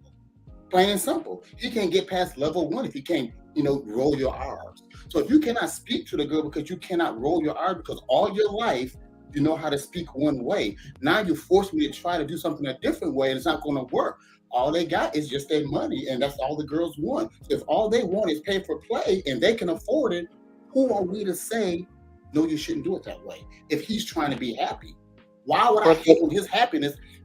Why would I hate on another man's happiness if it's pay for play and he have no social communication skills because he don't know how to roll his R's in Spanish, which is primary in Spanish? Why should I disagree because just because you're saying because he can't roll his R's. Like, look, I speak broken Creole. Canal, he heard about Creole before. It's terrible, but it's not just about rolling your R's. It's about in Spanish. It is about rolling your R's. Now, I don't know about you guys, and you say you speak Spanish. I'll tell you this: my Spanish is not the best. I don't roll my R's at all. You understand what you're saying, though, and trust me. If they really want to be long term with you, you're going to speak Spanish and you're going to know how to say desaborear. You're going to know how to say those words and sound. I get corrected all the time, and I take it with a grain of salt. And I've learned from it. I speak a good about 50% Spanish, which I'm trying to get better. But a lot of these old cats can't do it. I know guys with Parkinson's who can't do it, but still want the affection of a woman. So what you're saying, since you don't have good social skills, forget the social aspect of being with another woman, whether from a different country or here. And I totally disagree with that. From the fact, when I'm in the office, these guys are asking for these things. Okay, brother, let me reply to this because you keep saying that. Okay, if you don't have good social experience, this is my experience in the office as a nurse practitioner. I understand that. But can I just because you keep saying okay, if you don't have good social skills, how are you going to maintain a good vibe with the girl? So for her to want to be around you. Because the girl knows what she wants. And the girl's going to get it from the guy. And he's going to let her lead. That's how. I've seen it all the time. Wait, what? She's going to let her. So you're going to let the girl lead you. I didn't say me, I said them. Let's okay, girls going to lead them to what she wants from them. To make her feel good. That's what you're saying? I know a woman who's a respiratory therapist, and also on the side, she is a professional hugger. These guys have no social skill. They want the affection of a woman. Period. Point blank. Yeah. Everybody wants the affection of a woman. Most great men wanted the affection of a woman, but the thing is, but you can't. Here's the thing, and here's the pushback. You saying the thing is they have to do it your way. I'm saying it does not happen like that. No, I'm not saying they have to do it my way. I'm suggesting a way that so you can have conducive relationship. Okay, if you just say, okay, let's put it like this. Let's put it like this. You can go, okay, let me just finish. You can go and pay a girl $1,000 every month. She could come pull up, y'all do the deed or whatever, and then she leaves. But what happens when you want her to stay with you? Like, say you can say, okay, I'm tired of America, because most people are always tired of America. Or I want to go live in DR. Do you think she's going to want to stay around you 24/7 if she don't like being in your presence? Because you're awkward? Because you're weird? He don't care. He'll find another one. That's how his money rolls. That's what I'm saying. As long as his money rolls that way, why would he have to stop with just that one woman? Is what I'm keep saying to you. That's why the DR is so popular with these other guys. No, I mean, okay. Let's break this down. It's not DR, it's Sasua. Because there ain't nowhere else. I'm saying the DR. No. Well, let's keep it honest. It's not all of DR. It's Sasua. They say the DR. So I'm saying no. Again, I'm being honest. I'm there more than most guys. I'm there. It's Sasua. It's Sasua. That's what they're paying for. So these guys that's talking all this is Sasua. It's not Santiago. It's not Puerto Plata. It's not Caballete. It's not Santo Domingo. It's Sasua. That's good that you say that, and I'm not trying to push back on that. I'm saying what I know the difference. I go there. I go to Santiago, DR. I go to all those places. I drive all over that whole entire island. from Punta Cana to all that. I know that. I'm talking about the people in my office. I'm going to quote the DR unquote. That's not me saying it. That's the people in my office that's saying it. Yeah, but I'm just saying, just to add some context behind that, when they say DR, it's not DR, it's Sasua. I just told you what they. But that's the same as like somebody saying I'm going to Texas. Yeah. Dallas is different than Houston. Is different than El Paso. Yeah. Totally different culture. When I explain it to them, they get it afterwards. But when they come into the office, all they hear is the DR. That's them saying it, not me. But that's the thing. For the ignorant person that goes to the DR, they may go to Punta Cana, and it's not. Guys, I get it. You want to jump on what I'm saying, but it's not me. It's not me. No. I'm not jumping on you. I'm providing a level of clarification. Matter of fact, these guys don't even travel. They just want pictures from the DR. That's what they say. And you guys know you heard that. You heard that. You can correct them all you want. I'm just speaking truth to light. This is what they say to me in the office every day I come and see. Yeah. Dr. McGee, I said, no, I'm just a nurse practitioner. They want to know their testosterone levels. They don't care about only if their heart and their dick can get up. That's all they care about. Okay. I just want to. So you talking about other people's opinion. What is your opinion? I can't argue with somebody who's not here. So what is your opinion? I'm not there, but what I'm saying right now is allow the people to enjoy their life. If they got the money and a girl want to come in and she don't like the guy and give him a service and he's satisfied with that, that's his money. But okay, guys, all right, let's take a step back. This is like a guy at the tail end of his life. We're speaking to guys who still got some type of life in them, like the 30 plus, 40 plus. We're not speaking to guys who are in nursing homes that they're pretty much done. We're talking about the guys that still got a working penis, who still got the testosterone level where they could just go out there and hunt. Well, that's what we're talking about. I do men's health. As a nurse practitioner. I think I mentioned that to you before, So that's my world. So I'm speaking from my world. Just 2 seconds. So you want me to forget the 50 plus crowd? No, I don't. But damn, 50 plus, they going through that at 50? Yeah, what were they doing? I hope not, brother. I hope not. Yeah, like what were they doing their whole life that they ended up 50 plus alone? Like that's like a weird place, especially with no social skills. Like this is America, bro. It's easy for us. It's handed to us. We don't have to learn a second language until we get older. So I met a Haitian woman who knows 3 different languages easy. We got to wait until we get our 50 just to travel to learn a whole different language. See, this is what my problem is, dear. All I keep hearing from you, and I keep hearing this is from the same guys, is excuses. It's not me. I travel. It's not me. I know, but not you. I'm saying that maybe the men you deal with. Yeah. It seems to just keep making excuses as to why they couldn't. If they were they were awkward at 60, that means they were awkward at 6. That's assumptions now. You're 16. So you're gonna tell you're gonna tell me that a guy who had gas, in their 20s. Why is that so hard to believe? Where have you guys been in the healthcare world where you don't see that? I don't understand that. All right. Let's do this. All right, because right now the audience is confused. The audience right now is very confused. Okay, I'm confused too. So yeah, we need to clear this up. Well, okay. Let's take a step back. Okay, basically, you're dealing with the men who are pretty much have extremely bad health issues. According to you, yes. According to you, because you're the practitioner. But as they come into the office, I fix those issues. That's it. So, but okay. Once you fix those issues, or do they have the ability to actually travel, or are they still living off of other people? No, they still have the ability to travel. Is what I'm saying to you. Are they traveling though? Never leaves a man's mind once you take Jamie Foxx for instance. Probably had the type of his health and everything. Okay. All right. Here's the thing. I want to keep this as simple as possible. We all know Jamie can't get that simpler than that. No. I'm controlling this conversation right now. I'm like because right now the audience they're lost, and I don't want to lose the audience. So again, I'm bringing it back. So so we're talking, and again, we're not going to mention Jimmy Fox. Look, men who have health issues. You said that they are traveling and they got health issues, right? Yes. Okay, and What's the issue? That's that. Like, what's the problem? What's the pain point here? What's the issue with the guys? Because they're traveling and they got a health issue. There's no issue. The point I was trying to make is, even if they do have health issues, they still want to travel. Once they get over to these locations, whether they have money or not, if they want a girl to come in or out, let them. Why wouldn't you? I'm not hating on that. Yeah, But that's what's wrong with that? You know, that's my opinion. I was trying to mention to the group before, and people keep saying all these other things. So that's where the confusion, I believe, that you said is coming from, is the fact that if these guys, because not everybody on your channel is 100% healthy. I know that for a fact.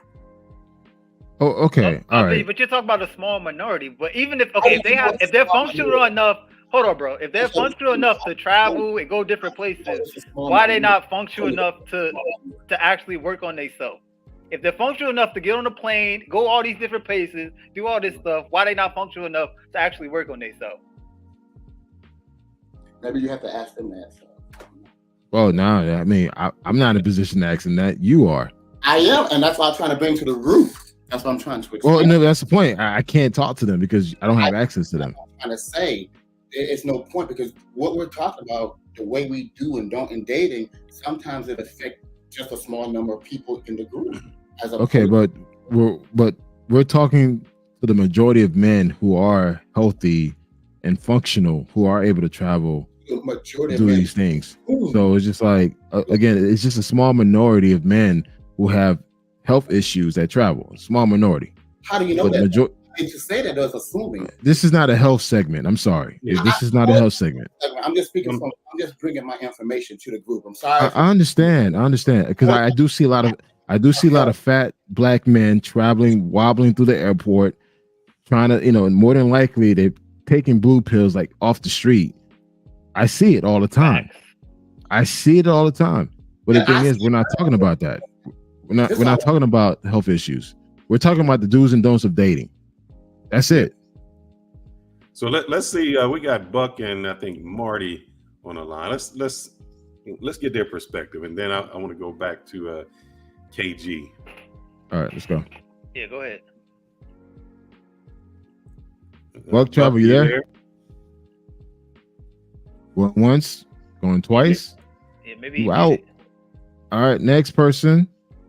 Marty, what's going on, man? Are you there? Is he in the room? I don't see him. Going twice? All right, let me add him to that stream. There you go. Let's see. Maybe. Hello. All right. Hey, what's going on, man? Hey, not much. What's going on, Cadell? How's everybody doing? Doing good, man. What's your take on the topic, man? Well, I'll make a quick point, and it sounds like I'm echoing. Can you guys hear me? Okay. Yes, sir. Okay. Yeah, I can hear you. Well, basically, you're good now. Go for it. Oh, okay. Cool.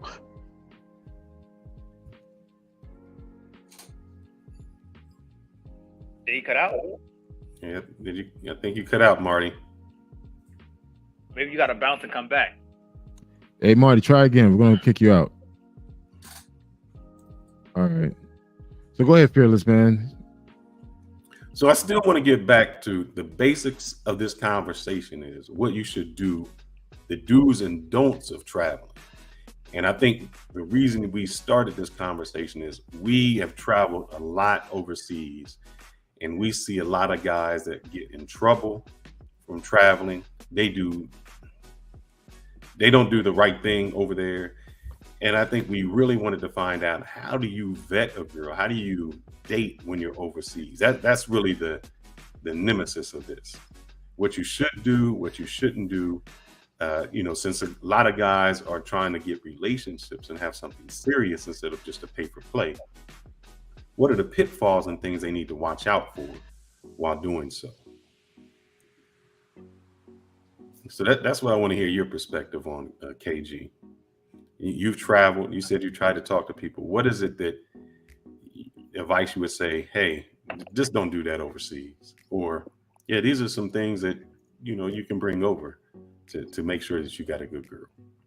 Yeah, I feel like one of the mistakes, like if we go back to like putting foreign women on a pedestal is one of the biggest issues. You should vet a foreign woman just like you would vet a woman back at home. Because you see guys give foreign women a lot of leeway with stuff like a chick will curse them out in the club, and you looking at them, and you like, bro, what, you okay? Oh nah, you know how they insert woman here, like insert Thai woman is crazy, insert Tanzanian women are crazy, and I'm like, bro, if that was a woman in the States, you would be like, oh, she's crazy, these modern women are crazy, blah blah blah blah blah. But this chick just cursed you out of the club, and you just saying, you know, they little feisty. So like, you have to have number one, you have to have a standard for yourself. People are gonna treat you anyway. People are only gonna treat you the way you allow them to treat you. And I feel like when guys go overseas, just because a chick is cute, nice body, whatever, they could treat them anyway. They feel like it because she's bad. She's a baddie. And I'm like, I don't care how bad a chick is. Ain't no chick cursing me out in the club, doing all this other stuff, because I have respect for myself. And I'm like, yo, why would I want to give somebody my energy who doesn't respect me? How do you feel about that? Because like, you've been to DR. Phil, this is like my first time talking to you. What are the countries you've been to besides like DR? Who, me? We could, yeah. Oh man, 31. So I can't name them all. 31. So you've been around. Yes. Okay. So are you gonna let a woman from like, listen, because I know you've been to DR. Are you gonna let a woman curse you out in the street in DR? Never. Never, right? You don't care how bad she is, right? I don't care how fine she is. And can I give you a quick analogy? I think I gave this before. The first time I bought a Mercedes, you couldn't eat in my car. You couldn't drink in my car. You better take your shoes off. I shined it up every weekend. I put the Armor All on, inside, outside, everything. Because I was not used to having a Mercedes. It was something new. And I was like, man, this is special. By the time I got to the third Mercedes, I didn't care, man. Fries in the seat, you know, maybe dirty. Didn't mean anything. That's what's happening to guys. They put them on a pedestal because they've never had a beautiful woman. And they're so afraid of losing them that they overindulge. They become weak and simps just so they can maintain that level of, that level of woman. Yeah. Like, what was that old saying? For every beautiful woman out there, there's some dude tied to her. and I feel like you should live by that. Like, oh, Marty's back. I guess we could introduce Marty in the conversation. Yeah. And before that, I do want to give a shout out to Adrian. There's a reason I like that Adrian Johnson name, but I like what he said. Let's be honest. Most of the men traveling don't get women in America, so it's much tricking going on overseas. I agree. 100%.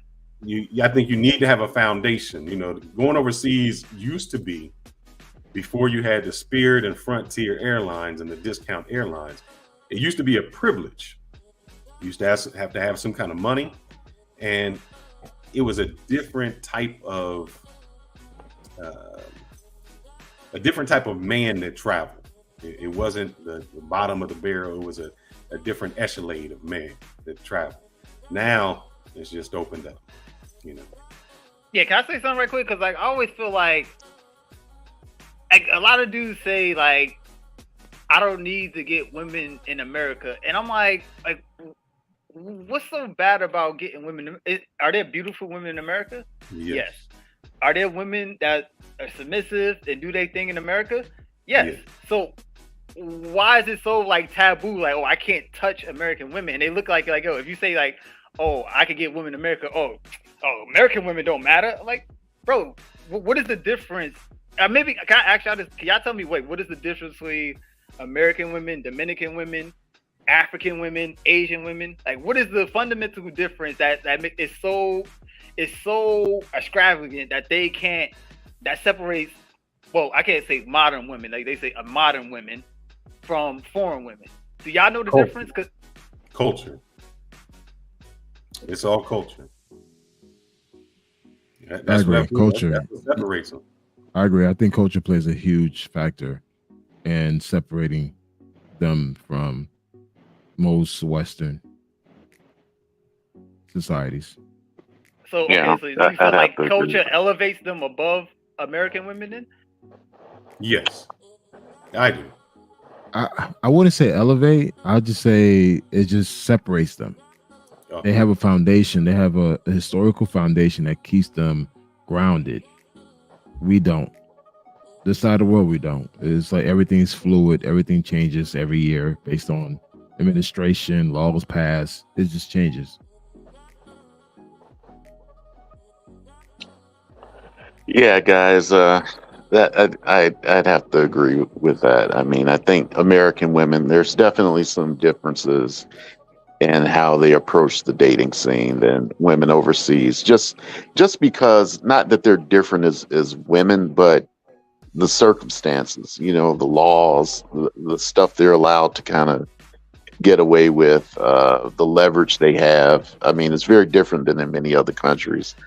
But I just want to make a quick point. It's really about how guys are being sold this narrative that, you can find this traditional woman overseas. And I think, in many cases you can, but I think it's becoming a lot harder.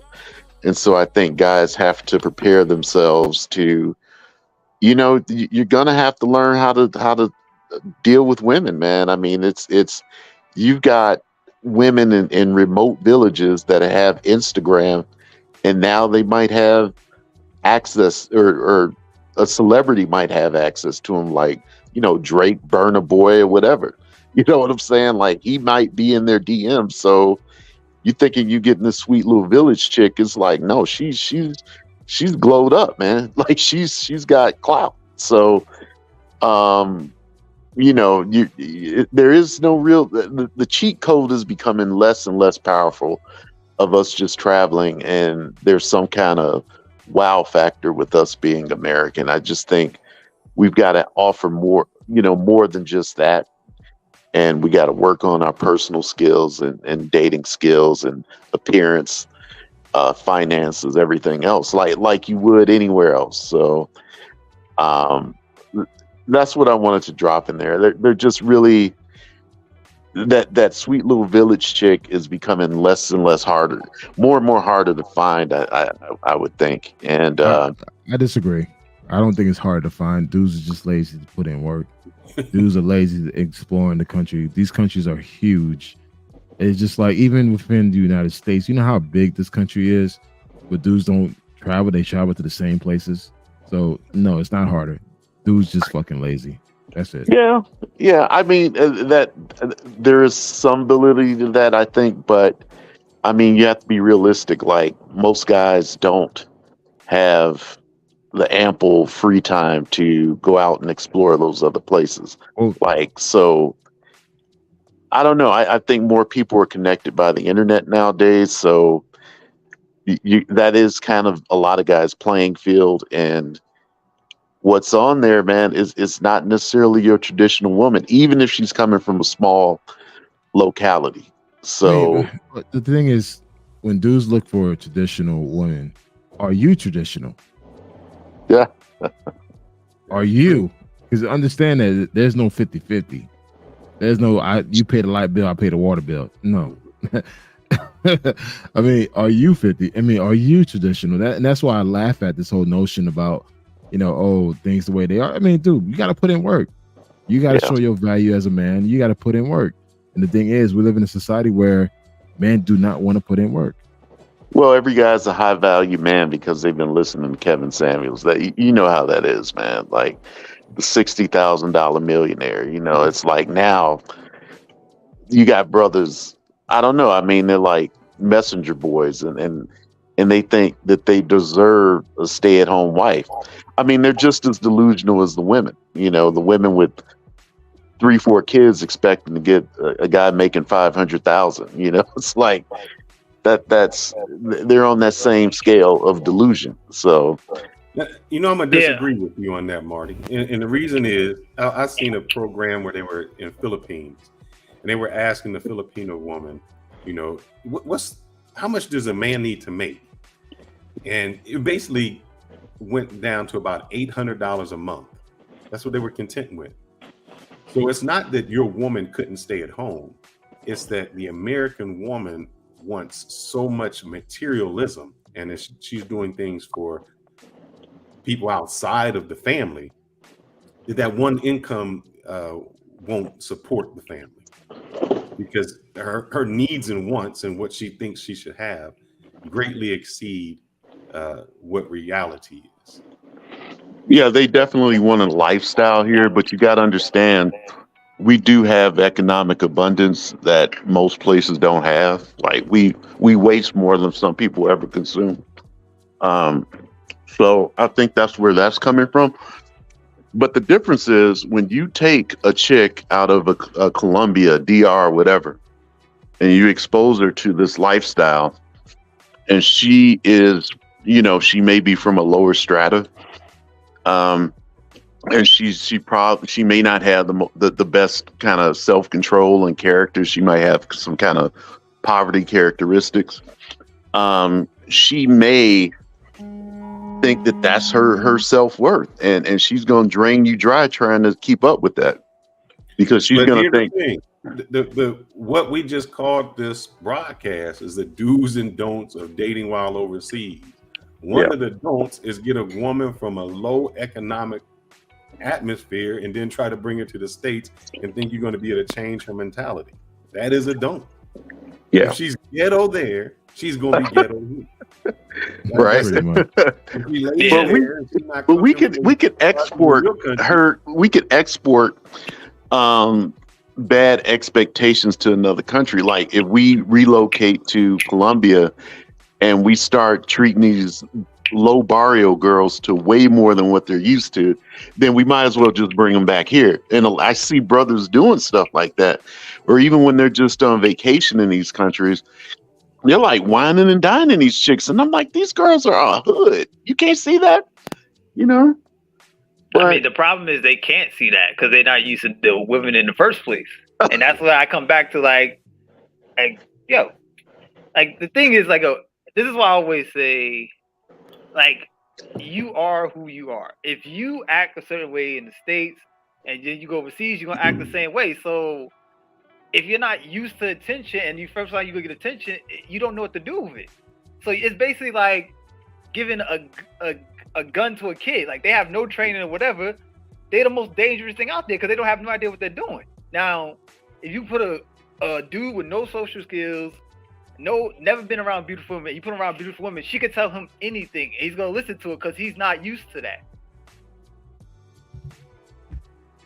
Exactly. Well, what's confusing is, everybody was in 2018, 2019, everybody was like, travel, get your traditional woman, your wife, your woman with values. And then I see nothing but hood chicks twerking and shit, getting bottles of champagne poured into their mouths in all these different Facebook groups and on all this travel content. I'm like, well, which is it? You know what I'm saying? Like, you can't have it both ways. And I think a lot of dudes are ratchet themselves and they're expecting this wholesome woman. I'm like, that's not congruent. That doesn't add up, so you got to check your own values and then figure out what's realistic for you. Because if you're a hood mentality dude, you like degeneracy, you like debauchery. Okay, that's cool, but be honest about what you need. I know we won't cover it in this segment, but I think the group needs to have another broadcast alive about how the Pookies and Ray Rays have messed up the whole dating scene overseas. So I think that's a topic that we need to cover because that is correct.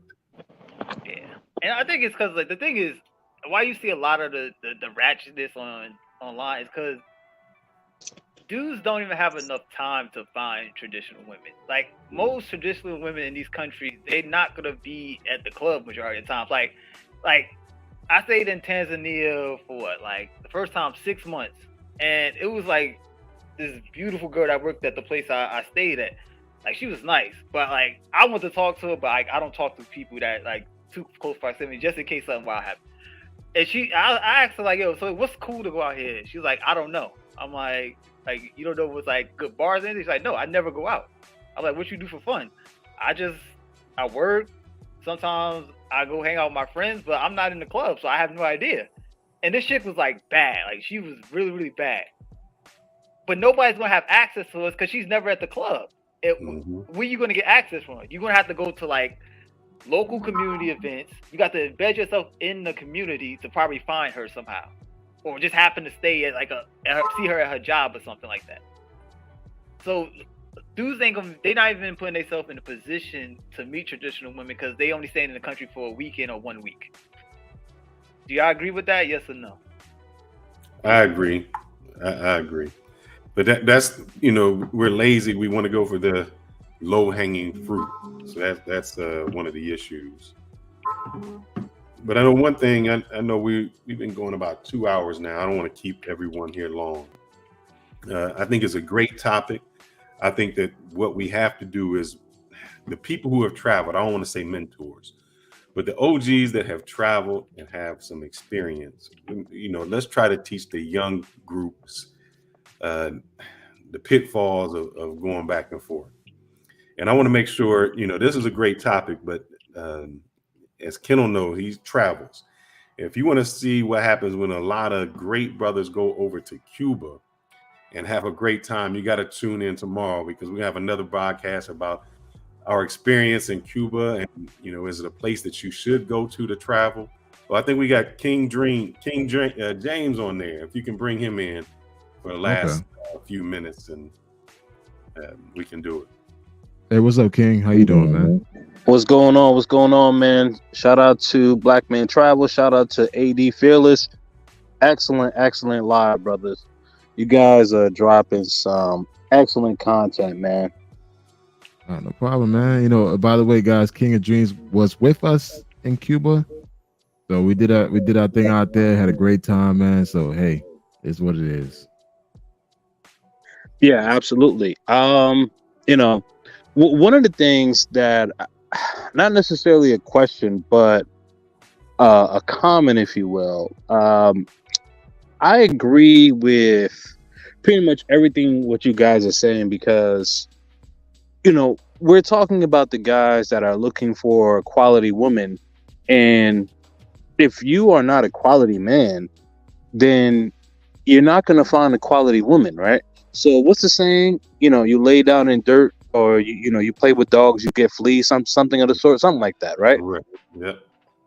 So, this is not to chastise men or anything like that. Guys, some guys had come on here and kind of voiced their opinion. But the thing about it is that, like, this is more or less an educational teaching.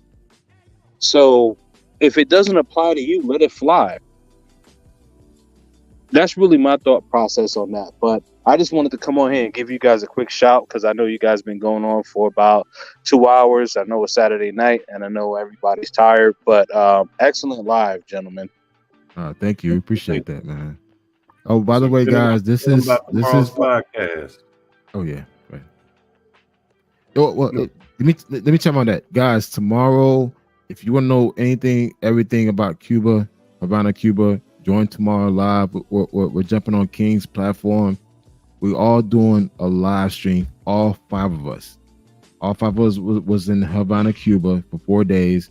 We had a great time, and we're going to share our experience. We're going to give you guys an inside scoop, how to get into Havana, how to actually travel and do certain things and go from there. So definitely tune in tomorrow at 7 p.m. Eastern, and just tune in. I'll go live. AD Fearless is going live, King's going live, or D's going live, Trinity's going live. So we're all going live at the same time. We're going to give you guys a full rundown of how to experience Cuba the right way. Yeah, really quick before I drop off, I just want to say, guys that may watch this later or who are in the comments now, listen to these gentlemen, man, because these guys are giving you some very useful jewels, right? And so thing is that, like, there are some brothers that will come abroad with the facade like, hey, you know what, like, I'm just that. But you aren't that, man, because if you're not moving right, then everything is going to go wrong for you. I agree. All right, gentlemen, have a good night, man. Definitely, man. So, AD Fearless, man, go ahead and close it out, man. It's been over 2 hours and 5 minutes. Yes, sir. I greatly appreciate everyone joining. As a matter of fact, this is I got my cherry busted. I'm a virgin. This is my first live. So thank you for sharing this experience with me. I plan to do many more lives. I usually just edit the content, but I think that it's great to go live because you get much more interaction. Please, if you're not a part of the Black Man Travels Facebook group, please join that and also join our YouTube channels. I think all of us have a different perspective when we travel, but we all have a main goal of everyone enjoying their travel overseas, and we want to bring that experience to other people so they can share in that great thing with us. Thank you for tuning in tonight. It was wonderful. And also too, special shout out to Ulysses for the $2 super chat, QB Passport for the $2 super chat, and Darrell, who's actually on the panel, for the $5 super chat. So I guess that nursing practitioner pays a lot of money, brother. Yo, my sister is a nursing practitioner. I know how much she makes, and I have a general idea how much he makes. So he's banking, bro. Yeah, bank. Darrell, he's being humble right now. Darrell's making that money. Mm-hmm. But definitely, guys, thank you so much for taking the time to listen to this live stream, man. And this is AD Fearless' first live stream, guys. Support his channel.